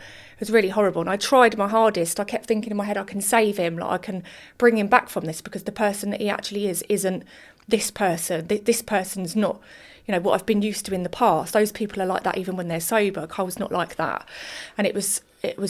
I tried so hard to save it, but it's almost like the more I enabled him to stay in the family home, and I would forgive him and come on, I remember at some points I was actually driving around different areas looking for drug users to pull them over in the car, so I could ask them how much I could buy their medication for. So I'd go around, because he'd be in agony and he'd be wanting to go and pick up more drugs, and I would say, don't get more drugs, I'll go and find you some methadone. And I would go in my car and I'd drive around town, and I'd pull over, and sometimes I'd come back with a bottle of methadone for him. But it was just, I don't know, when you're involved in that kind of stuff. There was an incident that happened as well when we needed some money, and I'd got a little cleaning job, and I went and was going to do my cleaning job, and I was always dropping my son off at my mum's, and obviously he was insured to drive on the car, but I wasn't letting him drive the car because he was on drugs, and he managed to get clean for a while. We managed to do it between us, didn't we? Yeah. And he went through all the cold turkey and he was clean for a while. And then that one day, I'd been going to work quite a few times, but I'd always taken our son to my mum's and driven myself there. And I remember this one day he said to me, "Why don't you trust me? Like, I've done so well. Like, I've not been on the drugs now for a little while. Why don't you leave Tyler with me? I'll drop you to work." And I thought, you know what, I've got to give him that little bit. Like, he has come quite far, so I can't keep punishing him and like not giving him that trust. So I did. I went off to work and I did some cleaning, and I rang him and said, "Right, I've finished, like, come and pick me up." And he said, "All right, I'm leaving," but he sounded different. And gave it 5-10 minutes, and I'm looking out the window and he still hasn't arrived. So I'm ringing the phone, he's not answering. So I'm ringing and ringing and ringing. In the end, he's answered, but he's slurring his words more, and I'm thinking, this isn't good. Like, I feel like he's gone and taken something. He's got our son, he's got the car, he's in the car. So I was frantic upstairs in this woman's house, pacing up and down, looking out the window. And in the end, I'm phoning again, "Where are you?" And this time he's answered, and he said that he's further away from where we'd actually lived. So I'm thinking, how can you be that way? You've gone the wrong way. He's obviously off his nut. So I've hung up the phone. I actually rang the police myself, and I said, I'm worried about my partner. I think he's taken drugs. He's got my son. He's in my car. I gave him the number plate. I'm waiting and waiting. I rang my mum. Bearing in mind, my mum and dad didn't know any of this had gone on. I rang my mum and I said, "You need to come and collect me from work. I need to go and look for Karl." She's like, "What are you talking about?" Like, completely oblivious. None of them knew anything that was going on, because I kept all of it from my family, because I didn't want them to have to go through that pain and suffering as, worrying about me. It becomes quite problematic. Yeah, I didn't want it to be their pain. What was my pain? So then I get a phone call from my mum 5 minutes later. The police have rang the house phone, because she was just getting ready to leave. The police had rang the house phone. They've told me to go and collect Tyler. They're with Tyler and Karl now. They won't tell me any more. So luckily, she'd gone and collected Tyler. Collected him from where? Collected Tyler from an unknown location to me. I didn't know anything. She'd come to work, picked me up. She's like, "I've just seen Karl. The police are with him. He's on Mount Pleasant Road," which is a road that was about 5 minutes away from where I worked. He don't look right. Tyler's in the car screaming. The police are there. What the fuck is going on? And I said, "Oh, take me back to yours." And we got back to her house, and my mum and dad are in the front room sitting down, and I just said to him, "He's on heroin." And I'll never forget the look in my mum and dad's face. Like, they was horrified. And I just told them everything. I said it'd been going on for a while. Like, I'd managed to help him and get him off of it, and now he's back on it and all that stuff. And then after that, I think I went back home and obviously stayed in close contact with my mum and that. And then Karl kept breaking into the home. So he'd obviously gone back off the rails, was on heroin again. So and then you've gone from bad to worse. Yeah, from bad to worse. Bad, yeah. So what had happened with that situation is that he'd gone and dropped me off at work, gone and got some drugs because he'd crumbled. It's the first time he's now gone out the house. He's got the car, he's got money in his bank, and he's gone to a house, picked up some drugs, gone home with our son. This is what I mean with these drugs that we say to a lot of youths. People, when they're on heroin, will do things that they would never in a million years dream of doing when they're not sober. Yeah, there's no boundaries with that stuff. And then that's what ended up happening. He'd gone and got drugs, gone home, used the drugs, left to try and pick me up, and obviously the drugs had started to set in. And what happened? You fell asleep, didn't you? Driving the car, he fell asleep. Did you? You passed out? With our 2-year-old son in the car. He was asleep in his car seat, luckily. But I mean, I was stationary now at this point, and I stopped at a red light, weren't you? But then it had gone green. And then it had gone green, and then there was someone beeped the car, and then obviously I've come back around, and then I've drove off, and I've gone and pulled up on the side. I've taken a left turn and pulled on the side of a road, and then I fell asleep again, straight back onto the window. With your boy in the back. With my boy in the back, yeah, fast asleep. So then I got woke up with a knock on the window, and it was like loads of feds at my car window. And this was the phone call. Yeah, and then that's what I knew then. I was like, oh no, I didn't know who'd phoned him at that point. I thought I'd just been pulled over. And they made me do all that bloody testing, walking on the street, putting fingers to your nose and all that stuff. I couldn't even do that. I was in a mess. But the thing was, that day, I'd taken... But I think we used to talk about tolerance levels. Previously before, I could have taken all of that stuff. It would have made no difference to me. But then that day that I'd done that, I'd taken what I'd usually taken before. So it was just a normal amount for me. Mm-hmm. But this time it didn't. It did something to me that made me go in that way. The problem is there's so many different, like one batch of heroin is not going to be the same as another batch of heroin, and this is what happens with a lot of addicts where they end up going over, they actually overdose because the supply they had yesterday might be a supply that's not as strong, so that the next day they're using the same amount, but that supply is now a different supply, it's come from somewhere else, it's so much stronger, and that's enough to then put you over. So we always speak about this, don't we, when we run our workshops in schools, when it comes to like the part where we start to talk about drugs and the dangers of drugs. That's a lot of things, unless you're involved in that industry, you're not always aware of it.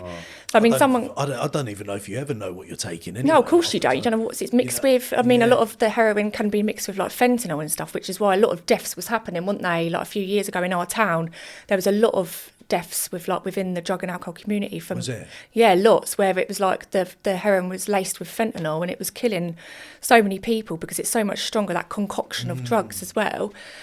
So people thinking they need a higher amount, higher dosage, or even just the same dosage as they had yesterday, but it's now a different batch, and that's enough. So that I mean, obviously it's they're not really aware, are they? Because they just never wake up. They go into that like comatose state and they just pass away. But yeah, it was awful. It was a really awful time for us. And then he lost his driving licence, was banned from driving for, how long was it? 20 months. 20 months. So now he's got no car. Can't sell drugs and make money from that. Can't do any like legitimate work. Can't do anything now. So then he's... You didn't do any time for that then? There weren't any kind of... You didn't do anything from a criminal... No, it was a fine, points on his licence and a driving ban. But I think because he'd been out of trouble for a while, they didn't... It wasn't no sort of like prison sentence or anything like that. I've been out of trouble for 6 years, I think, which was the first for me, because I used to be getting nicked every fucking month. And also, on his drug breakdown, there was a lot... It wasn't just like heroin, there was so many other things on it because he was on the chemotherapy. There was so many other things on it. It was a concoction of stuff. So whether or not they thought, he's just obviously having a bad time or something, but it was so all over the place then. Like, he would disappear off for like weeks at a time and I wouldn't know where he was, and I'd be so worried. I'd be at home Tyler would be saying, "Where's Daddy?" And I wouldn't be able to explain to him, and I wouldn't know whether he's even still alive because he'd disappear off and I wouldn't be able to find him, wouldn't know where he was, wouldn't ring his phone's off. And then he'd come back again and he'd say, look, I'm okay, I was having a bad time, I've been taking this and this, but I don't want to do it anymore. Can you help me? So me being me, yeah, I'll help you. Come on, go and let's have a nice bit of food, trying to feed him up on different things and let him have a nice sleep and try to help him through that cold turkey. And it was back and forth like that. And then in the end, I started to put a stop to it, and he was becoming violent, which is something that had never happened. And then I was making police phone calls. I would allow him in the house, and I'd think in my head, I can stop it from escalating, but I never could. And in some ways, one of the things, if he was coming back to try and get money from me, rather than just handing the money over, I would try and hide my bank cards and stuff like that, which would then cause fights within the family home because he wants that money, he needs that money because he's in pain, and obviously I'm not willing to give it to him, and I would stand in the way of it, and please don't take this stuff, you don't need it, don't take it. And I'd kind of like put myself in a situation that I shouldn't have, if that makes sense, but I felt like I could rescue him. And then in the end it would escalate, and I'd think, right, no, this is going bad. I'd phone the police, and then the police would come and remove him from the property. I'd never press charges because I never wanted him to get in trouble and have that lengthy criminal record or go to prison when I still believed that I could save him. Anyway, so many different events happened where the police were called. And then there was a situation that blew up, and it was the worst it had ever been. I struggle to talk about it because I almost feel like it's two different people. So like when I talk about Cole, I hate sitting here talking about it in front of him because I know that's not the person that he is. So I find it really difficult. It's such a messed up situation, but we've had a lot of these conversations, haven't we? Yeah. But and then the police get through it. Yeah, of course. You clearly saw something. Yeah. Some sort of glimmer of hope in the relationship. Yeah, that's what I held on to because I knew what he was like, not on that stuff, and I just needed to get him off that stuff. But in the end, I realised I made this police phone call and I had him removed from the property, and I went and got all the injunctions that I needed. So I had a solicitor, and I had a injunction banning him from coming anywhere near me. So if he turned up now, rather than me just saying like, you're not coming in, instead he can be arrested and sent to prison. So then boundaries were in place. And then I got like a child arrangements order. I had to go and stay with my family for a couple of weeks because they said that the house wasn't safe in case he kept turning up there. So So that's what happened. But they kind of got involved a little bit too late. Like I could have done with the intervention from them prior to when they actually got involved, because at this point, once he realised that he weren't going to get anything out of me, I'd put my foot down, I'd gone and got these injunctions, no more money's coming from me. If he comes and turns up, I'm going to phone the police and he's probably going to go to prison. So instead, he disappeared off. And then that's when you end up staying in like crack houses, weren't it? And I didn't see him for about 4 months. I think it was 4 months, the longest time we'd ever spent apart. And what was your mum and dad like throughout that whole duration? My mum, they were supportive, but the worst bit about it was my mum was very anti-Karl at this point. Sure she would have been. I was her baby, you know. My mum was very overprotective growing up and stuff. Like my mum and dad, I was one of 5. The first child that they ever had was a girl, and she died. She had hypoplastic left heart syndrome, so she died when she was just a baby. And then my brother was born, then I was born, and they were so overprotective of me because I was the next girl. And so I was always like their baby growing up. And then obviously when my mum found out this, she wanted the best for me. You know, she wanted me to find someone that would treat me like an absolute princess. And when she knew that I'd gone through this with Karl, she hated him. Understandably, I would be the same with any of my kids. Whereas my dad, I was surprised actually, because my dad was very strict growing up, but then he sort of mellowed as he got a bit older. But he loved Karl. He had such a good relationship with Karl. He was like the dad that Karl never had. And they would laugh. And sometimes when my dad would come round, I'd almost feel like, God, are you here for me, Dad? Are you here for Karl? And they'd have such a laugh and stuff together. My dad knew who Karl was. So I don't think he could even imagine him being like that. So because he obviously never saw any of it either, it was so hidden from them. I don't think in his head he could actually picture like imagining Karl like that. So that was a good thing. And when Karl did end up getting on the straight and narrow, there were still injunctions in place that meant that he wasn't allowed near me. My dad actually facilitated the contact between Karl and the kids. Wow. So he wasn't allowed to see the kids for 12 weeks. So he was banned by the courts. And then... Oh, go on, and then he's gone and ended up obviously staying in these houses. I'm living at my mum and dad's. My mum and dad are being there for me. None of us have had any contact with Karl whatsoever, no phone calls, nothing like that. And then one day, it was my son's first day at nursery. It was like his trial day, so he was starting this day. And all of the other occasions, I'd always obviously had him with me, and I would never go looking for Karl or anything like that. And this particular day, I dropped Tyler. It's been like 3.5 months now. I haven't seen him. I don't know if he's even still alive. And so I've gone and dropped Tyler off to nursery. And as I'm driving back to my house, because I'm back living at home now, not at my mum and dad's, as I'm driving down the road, I've seen this lady who I know is a drug user. And if anyone's going to know where he is, it's going to be her. So I pulled over in the garage and I've shouted her to come over. And I've said, get in the car. She's got in and I looked at her and I said to her, is he still alive? And she said, yeah, he's still alive. I'll show you where he's living if you like. I said, all right, yeah, show me where he's living. We'll just drive past. So we've driven past, and she lived round the corner from where he was staying. So we've gone round to hers, and then she was like, do you want me to go and get him for you? And I was like, oh my God, I don't know. Like, you know, I know that he wouldn't hurt me because that's not him, but then he's very unpredictable. And then is he going to ask me for money? And in the end, I said, all right, go and get him for me. And he come and turned up at the car. I just looked at him and I said, what are you doing? And he said, I don't want to do this anymore. Like, I'm sick of this life.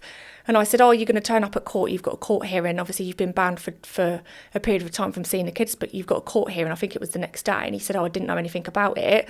And I said, well, that's when it is. You know, are you going to go? And then he ended up saying, like, he said to me, oh, let's have a conversation. I thought he was crying then. He was like, oh, let's have a conversation. You know, I don't want to do this anymore. And he'd had no food, and I felt sorry for him. And he got in the car.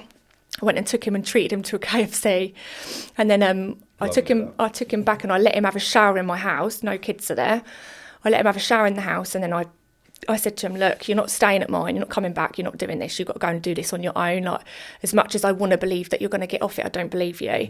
And he said, well, where am I going to stay? I said, I don't know, that's down to you. And that night, I thought he'd go back to the house that he was staying, and he slept in the bench in a park, on the slide, wasn't it?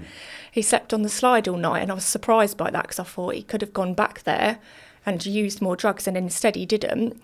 So what was that moment for you that made that change? Like what when you said you've had enough of this life from Karla, like what had happened at that point?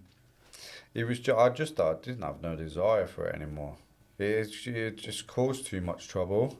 and it wasn't worth what I'd lost. Like, to have what I had, which you can have like a family of, like, that's your whole setting, that's you, that's what you've had missed as a kid growing up yourself. Now I've got the opportunity to have that and be that person for somebody else, another child. Do you know what I mean? So being going into that, I think it was just a kick up the arse. All that was like, you know, when people have their ruts and they're in their little hole. That was a massive hole.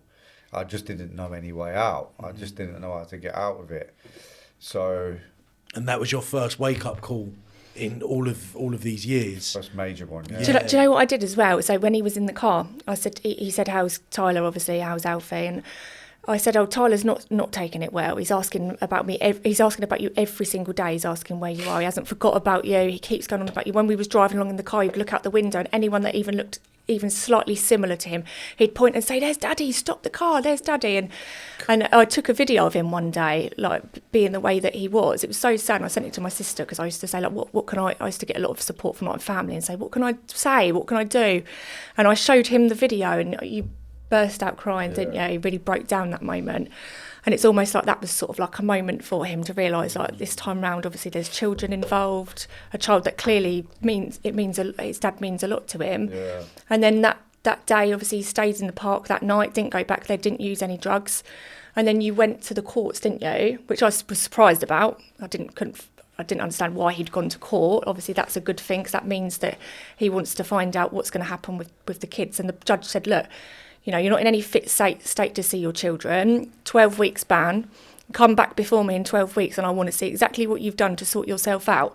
And that's what they did, didn't they? So then Cole went and voluntarily signed up with, like, the drug service. And then he went down there and voluntarily did drugs tests, like, off of his own back. And he did that twice a week so that he could hand them to me every single time and prove to me that he wasn't taking drugs.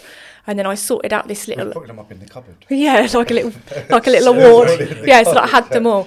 And then I cleaned out, so he was, like, obviously homeless for a little while. And then I cleaned out the... there was, like, a horrible outside, like, storage. It was like concrete. It was like it was not a shed, but like an outhouse, but nothing in there, just literally like a concrete building.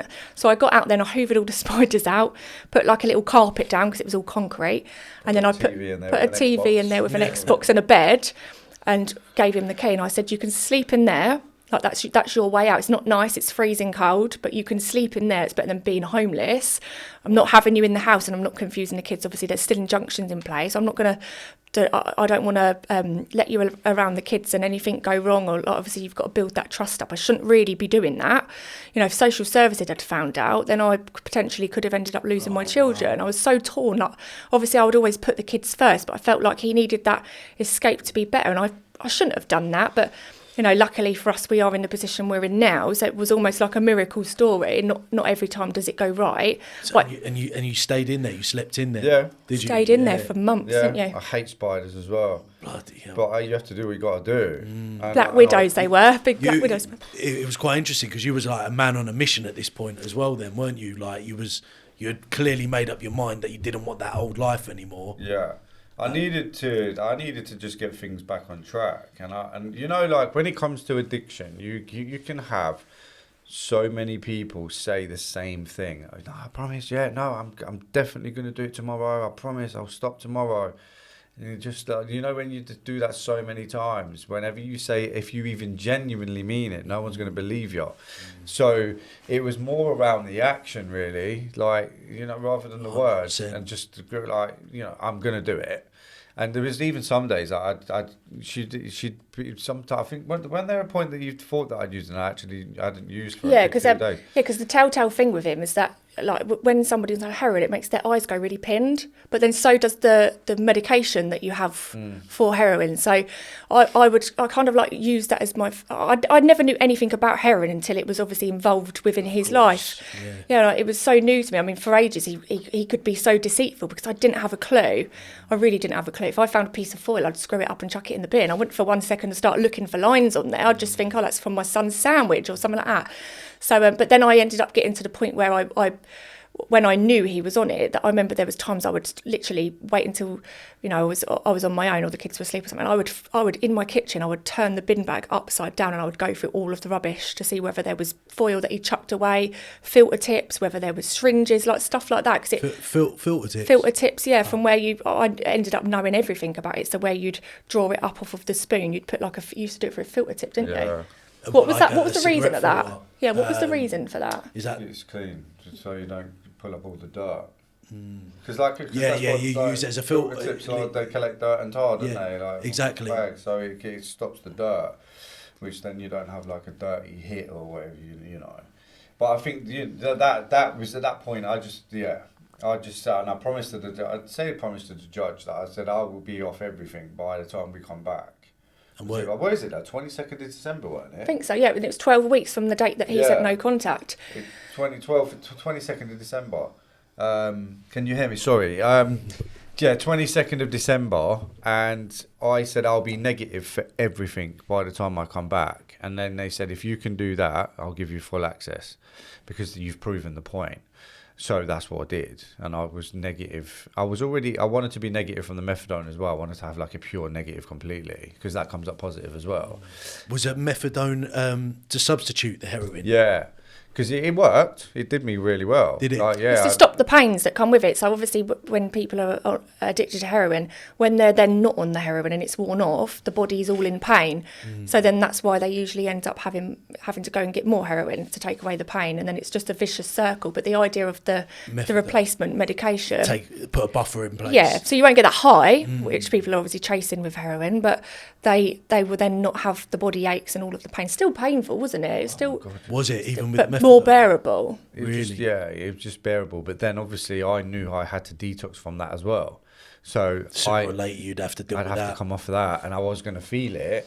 So I did a rapid detox where I was doing 5 mil every couple of days and just coming off it rapidly. And then when it got towards the end, I stopped it. That was terrifying. Yeah, I stopped it and I just stayed on a few mil at first just to let that sink in my system for a couple of weeks, and then I jumped on it again and then carried on with the detox because I was doing it really quick.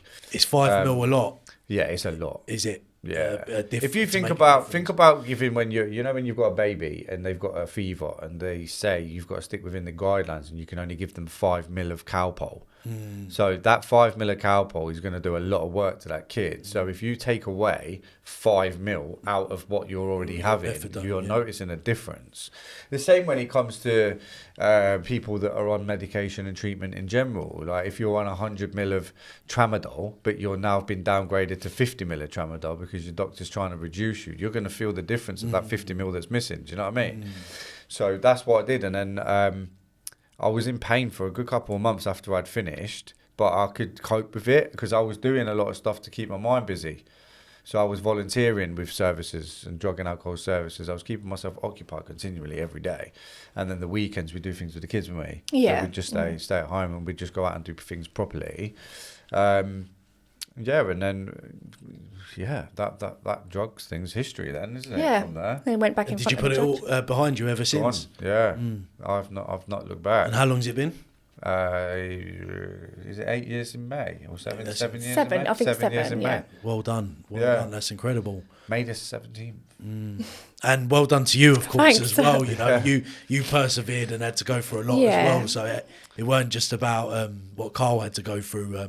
But you done really well considering, holding the fort at home. And it's so hard this is why I feel like for the actual addict themselves, there's a lot of help for them, but there's never any help for the family members that have also gone through that. There's just nothing. There's no services out there for it.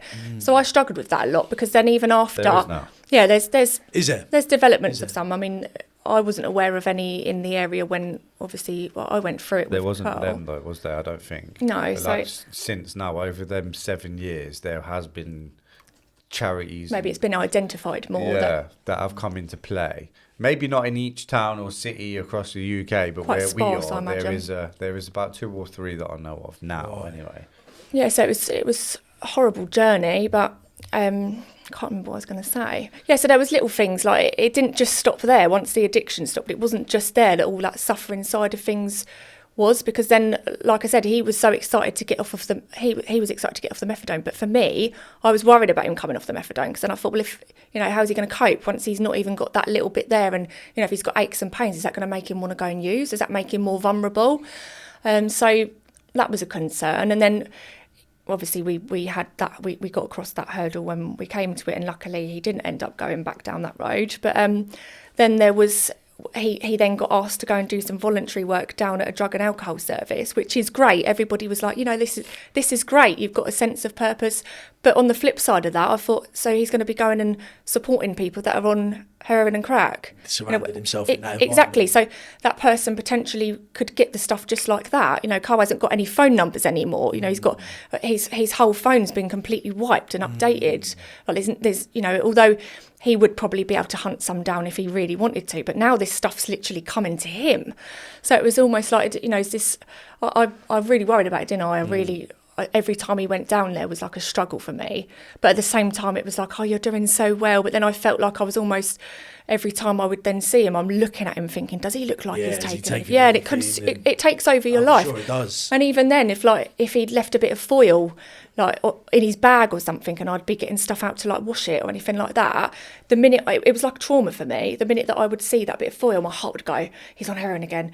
Oh God, I need to go and find it. I'm then looking in the drawer, and it's literally just broken off from a bit of a sandwich that I've made for him. So it was a difficult thing to overcome, but luckily for us, we did overcome it together, didn't we?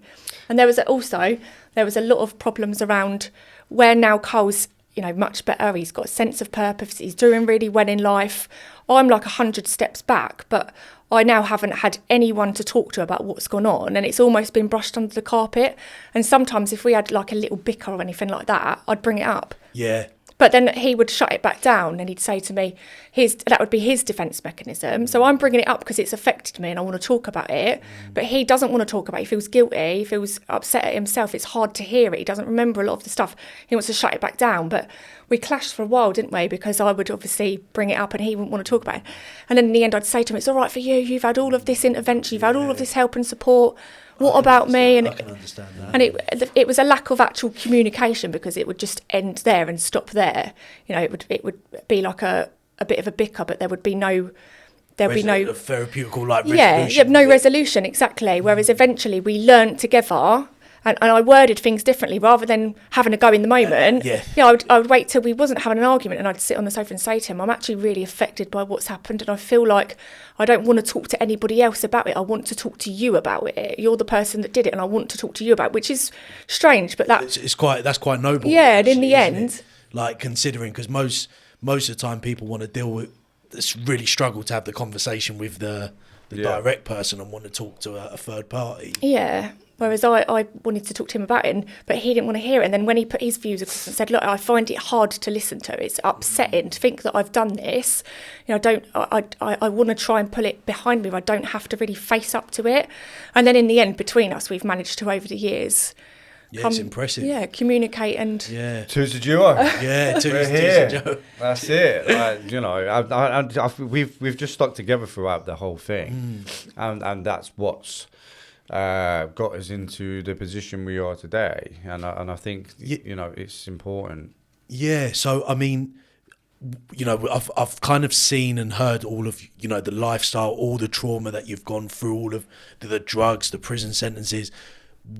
Let's talk about all the good stuff that you're doing, like, because you're now on two couples on a mission to change lives and do better. So tell me what's going on today. So I think like I've worked for so many different people over the last 7 years, to the point of everything that we've been discussing today, I've not been allowed to talk about or share, because it'd affect you. Like, if I would have been in some other roles and I've come and done a podcast like this, I'd probably get a disciplinary for being so open and up, and I'd get sacked for doing it. So one of the benefits has been doing the stuff with social media and TikTok and YouTube and Instagram and stuff. It helps to have this stuff put out there publicly for people to see, because then when you're working with young people or parents and families, they can already see that what you're about is real, and a lot of people can relate to it. So we then set up our own youth project. founded it to bear with us together, just sat on a sofa, wrapped up a website, banged it all in and applied for funding and for £4,000 funding for kids' activities, and we got it. So then that started the process off. But within the project, because we do a lot around knife crime, which we have done since 2018, we just haven't visualised it. We've just done so much stuff. It's only been the last couple of years we've been doing stuff on social media. And over the last year, it's got really, really big with, news and media and newspapers and TV channels and TV shows and documentaries. And there's been so much within this, it's not even been 12 months yet. And we've managed to do all of that stuff. But then there was the bleed control scheme that we was running alongside the project, which I'd heard about through somebody else. That through when I went up to Manchester and I spoke with Kelly Brown, she told me about these bleed kits that I'd never heard of before. And they was made, a lady lost her son and she made it so it could be public access for people to use these cabinets and kits. And what are they? Essentially a first aid kit for if someone gets stabbed? Yeah, they're like a Gucci version for first aid kit. Yeah, so they've got all the materials inside it that can help with mass bleeding and mass injury. Like a catastrophic bleed, a bleed that's going to potentially lead to death, like a really bad bleed. So something that a plaster wouldn't cope with. No. It's like if you get stabbed in the chest, there's like chest seals in there that you can seal over the top of that so it don't allow air in, but it allows the air to come back out. So you're not going to have like a collapsed lung or a heart attack, the strain of that. It's got gauzes inside the bag that clots your blood within 60 seconds if you push it within the wound and hold it and compress it. It has tourniquets in there that are like really quick and easy and simple to use, that you can put it across their wound, whether that's their leg or their arm, and you can stop their bleeding, their artery within seconds with the way that you're using these tourniquets. So you got involved in the bleed kits, and obviously being a victim of knife crime, naturally I can see how you wanted to help with that. Yeah. What had been your involvement in that? What's been my involvement? Yeah. What we've done is we've partnered up with Sussex Police in Sussex, since May last year. And within that time, we've managed to install 13 cabinets in Sussex alone.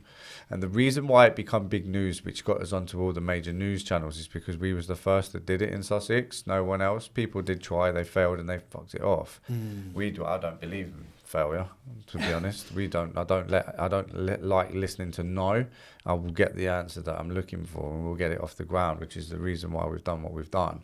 Me and Karla are always back and forth. If we've got an issue with something and we want to find out who the person is that we need to speak to, Karla's then out there looking for who the CEO is. Yeah, because I don't just want to talk. I don't just want to talk to someone down at the bottom or in the middle. I want to go to the top decision maker. Yeah, I want to go right to the top person that's the CEO of that company. So then I'll make it my aim to find them. Should have been a detective. Yeah. And she finds them, and then we get the result.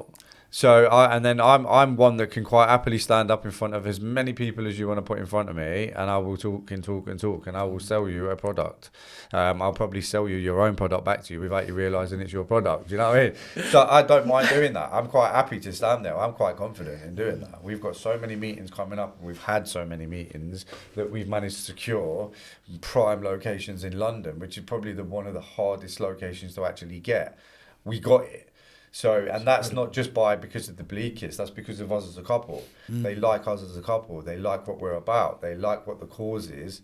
The bleed kit's just an extra added scheme that goes with that. And they want to pump into that because it's we're doing such a great thing. And we show the passion around that whilst we're speaking with these professionals and these top security firms in London that look after monumental sites, So yeah, we've built up some good relationships with what we've been doing. We've got some. By the time this comes out, to be honest, we should have installed at London Bridge. So amazing.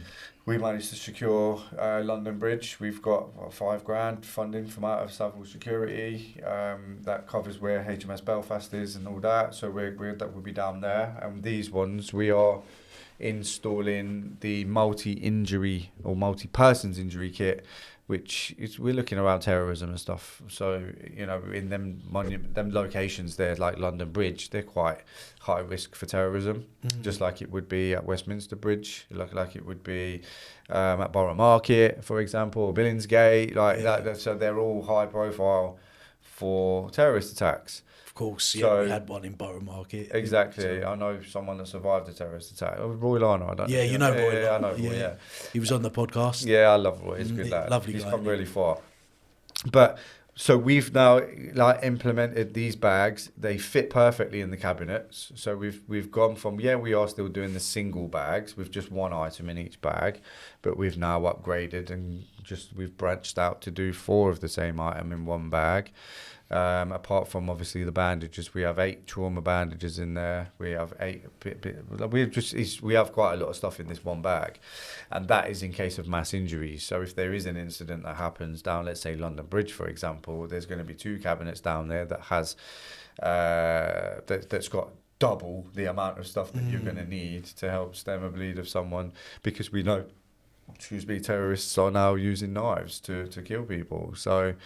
And it's just, you could put it into the same category as that's what us in gangs are doing, and us that's non-gang related, if domestic incidents, stabbing their wives or their husbands. You know, the knife is the first port of call as a weapon now, strangely. So that's what the kits are there for. So yeah, I mean, to be honest, we were talking about this off the podcast, and you know, it's quite a shame that we've got to a place where knife crime is at an all-time high, and I don't know if there's going to be an end game to all of that. It seems like they've got to deal with more the consequential side of things. But the fact that you're putting something added to aid the situation, you know, something's got to change, you know. So doing this is probably, it's definitely a return for knife crime. You're never going to be able to cure the issue.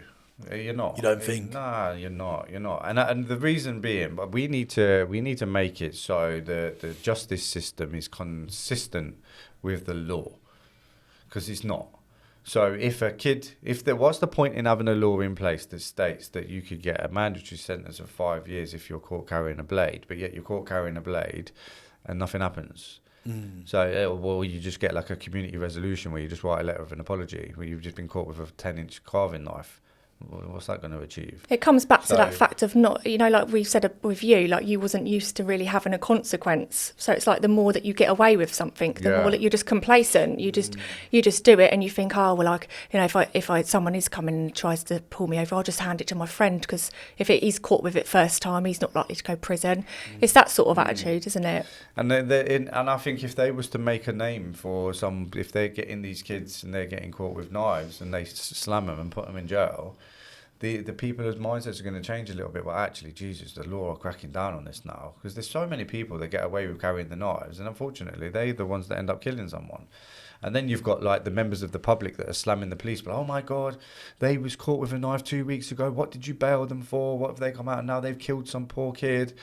And it's not the police's job, it's the CPS. So the police can only do what investigation they can do. They put all the evidence there.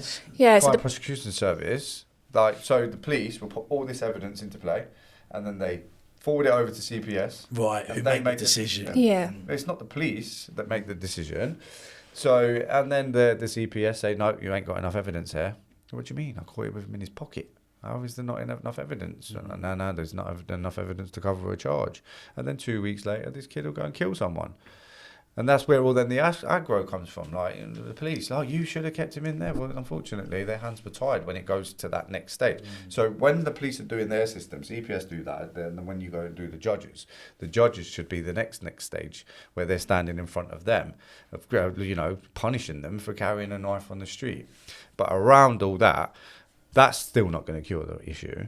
And the only thing you can do really is just keep plugging at kids with the youth prevention work that you do. Tell him about the what was that? You saw that magistrate the other day, and she was saying about another country where what country was it? In Switzerland. How many under 18s do you think is it in prison in Switzerland? How many under 18s? Yeah. To be honest, I feel like based off the question, there's probably not a lot, but Tell him. 31. About 31 under 18s are in prison. Yeah. In the whole of Switzerland. Now, if you look in that's the UK, incredible. how many are in But in say the why. system, in Say why it security? is. Because they've got they do some good interventions with their kids, and they also pump money into in the places that need the money pumped into, and not drain the money away from it. But the problem with our country is we drain the money. We put money into something for a year. You get a good outcome within that year, and you think, oh yeah, that's all right. It's solved and sorted now. Stop it. Yeah. Now we'll just take the money back away from them and crack on. But then in 2 years' time, it's going to be 10 times worse than it were before you pulled the money in the first place. Keep it as a continual thing. If it's something that's working, why rock the boat? Don't make any sense. Yeah, because it will work on so many people, but then there's always going to be more. There's always going to be more need for it. So those people might have had that intervention, and now that there might be no crime within that area for that period of time. But then the next people that are grabbing up, they're going to they need that intervention 100%. too. It's a bit like care work. There's always going to be elderly people that need care work. I think the challenge you've got with that as well is, and again, something we were speaking about out there, is people that actually have a passion behind what they're doing. And if you've actually got that genuine passion and you're getting the funding, then it sounds like it's going to be a positive outcome. But definitely, if you've got someone in place that isn't, it almost sees it as a job as opposed to having passion towards it, it's pretty much a waste of money. Yeah. And that's But the thing is, we're passionate, but we're not getting the funding. So we don't get any funding for our project at all. So something that we hope we will get. We hope we will get it, because we've got some really good outcomes. And we've had funding for the diversionary activities. We've had about 8,000. That's one area of our project. So with our project, we try to tackle that early intervention at different levels. So with doing like Cole does one-to-one mentoring with the youths, so that's like the earliest intervention that you can really do. We also run workshops in schools with like multiple youths, but then we also have the bleed control cabinets that are there if something has ended up starting to happen, that can intervene hopefully with saving that life. But if you've got all those different ones in place, obviously all these things, you need a certain amount of funding to be able to do them. So then when it comes to the diversionary, so if I'm working with a young person, I find out what their interests are, and it could be something as simple as going to the gym, but their parents can't afford to pay for it. So then I'd be like, well, don't worry, I'll speak to the parents and I'll tell the kid, or I'll pay for it for you. Is that part of the Yeah, of course, yeah. That's what we managed to get some money from the Police Crime Commissioner, which is for that diversionary activity. So they gave us £4,000, and that's for us to give to our children, to the youth that we're working with, to cover them for a diversionary activity. So it might be like a 12-month gym membership. So then during that time that you're doing the intervention, you're also giving them something that's going to last for when you pull your intervention away. So they've got something they can be doing instead of, say, after school, instead of going and hanging around on a street corner because there's nothing else for the youths to do. Instead, they've got the option, I've got my gym membership, I could go down the gym, which is good for the mental health. It's good. It's good. It's a big one. Yeah, and everybody needs something to do. That's the problem. There's lack of things for the youths to do. What can they do? They don't. Not many parents want their child and hundreds of their friends, or not hundreds, but like 5 of their friends upstairs in the bedroom. Especially if you've got other children and stuff, it's difficult, isn't it? You might not have the room for it. So a lot of the time you see that the youths are congregating, outside on the streets, and they're bored. They haven't got anything to do. So providing them with that diversionary activity helps to divert them away from antisocial behaviour and crime. Yeah. Yeah, it's incredible. So that's what we're doing, man. And just one of the questions I wanted to ask you, did I see that you was on a documentary somewhere about knife crime to do with Conan? Ah, yeah. So Conan did Trapped in Trauma on Channel 4 OD Untold. I got randomly contacted by a guy called Henry. He was Henry, weren't he? Yeah. Where was he from? Toe Productions, and he basically said, "Look, we're looking for this is all come after we went on Good Morning Britain. So when we went on Good Morning Britain, everyone just contacted us left, right, and centre from nowhere. I didn't even know who these people were. So once that had happened, our website and LinkedIn and page just went mad. Yeah, it was lovely, mate. Yeah, it was really crazy. This is how we built up the links with London, through LinkedIn and through Good Morning Britain. So then he said, we've got this, I've got a famous rapper, and he's going to be going through some therapy through the PTSD. And he's like, and what I'm looking for is young people that have slipped through the net and are at risk of going undiagnosed for any post-traumatic stress disorder that they might have occurred through anything through growing up or maybe into their late teenage years. They're not looking for anyone any older than 34, wasn't it? 34 years old. And when he said that, I thought, at that point, I was 41 or 41. Wasn't Too old. I was like, too old. I thought, I love saying that. I was like, You look young though, so get away with it. But I was just like, no, I'm going to have to bloody give that away now. And we didn't have anyone suitable, did we? We didn't have any youth suitable for that. So I'd just finished work and I had a phone call with him and I said, do you know what, mate? I said, do you know what I think is a good idea? I was like, let me tell you a little bit about me quickly. So I started rolling in about me, rolling about the stabbings, PTSD. I'm not diagnosed PTSD, I'm self-diagnosed. So I know I've got it. But I started reeling it all off and he was like, mate, he was like, I want you. It's you that I want to do this. And he was like, leave it with me. I'm going to speak to all the producers. I'm going to speak to the execs and I'm going to get it. And I said, can I ask who the famous rapper is? And he was like, he said, look, under the radar. He said, don't give away stuff. It's already out. Oh, no. Oh, yeah. So he was like, yeah, don't say it. He was like, but it's Conan. And I was like, oh, yeah, I know Conan, Krypton Conan. He said, yeah, that's it, but don't say anything. I said, no, I won't say anything. Babe. Yeah. Straight on. Babe, guess who we're going to... So about three weeks later, he contacted me and he was like, yeah, I've got the agreement. We can film you. He said they loved it. Obviously, your age thing was the thing, but don't worry about that. We can get around that. He said, we love it. Can you make this date? We're going to go and film with Conan in Essex. And I said, yes. Well, either way, I'm making it. Do you know what I mean? So I said, yes, sweet. So then we drove to Essex and met Conan. And then just had a sit down. Was there for all day, really. Even though he was only 10 minutes. He's all right. He was all right. An all right geezer. Listen, he's been there and done it. He's like, I relate to people like that anyway, because I've seen it myself. Do you know what I mean? And I think... the difference being is he's really quite well known in the public eye as being a rapper, and I'm just a youth worker. So no, but you know what I'm saying. His passion was to do rap, and obviously, luckily for him, it made him famous. Him and Crept. So and for us. We've now basically set up our youth project, which has now made us be in a public eye in a different way. 100%. So we're doing things in a different format. And this, I suppose, this all boils down to what you want to be remembered for.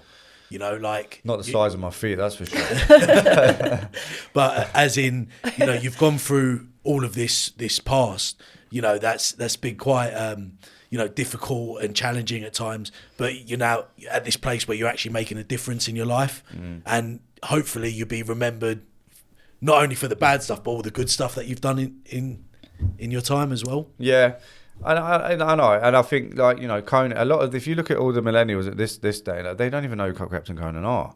So some of the kids that I work with, I'm like, have you heard of Conan, Krypton Conan? No, and really? But then you ask them about OFB. They know who OFB is. Yeah, they do. Do you know what I mean? Bando K and all them boys. They know who they are, SJ and all them. But why would they know? I keep doing that. Why do they know about Bando K and SJ and them boys, but wouldn't know about Krypton Conan? Krypton Conan. It's because people like me and you are getting old. That's what I'm saying. But Krypton Conan's had some real big hits. Yeah, he has. I used to love their music too. So then following on from that, then when I did that, I got offered to do something else. So we filmed. So Rob Rinder, he's got a new series coming out called Britain's Criminal Past. So we filmed that. That's filmed. We're just waiting for it to be released. So that will be coming out. That's a good thing that we've done. What else have we done? And then we did a show with Channel 5 that's not out yet. It was supposed to come out.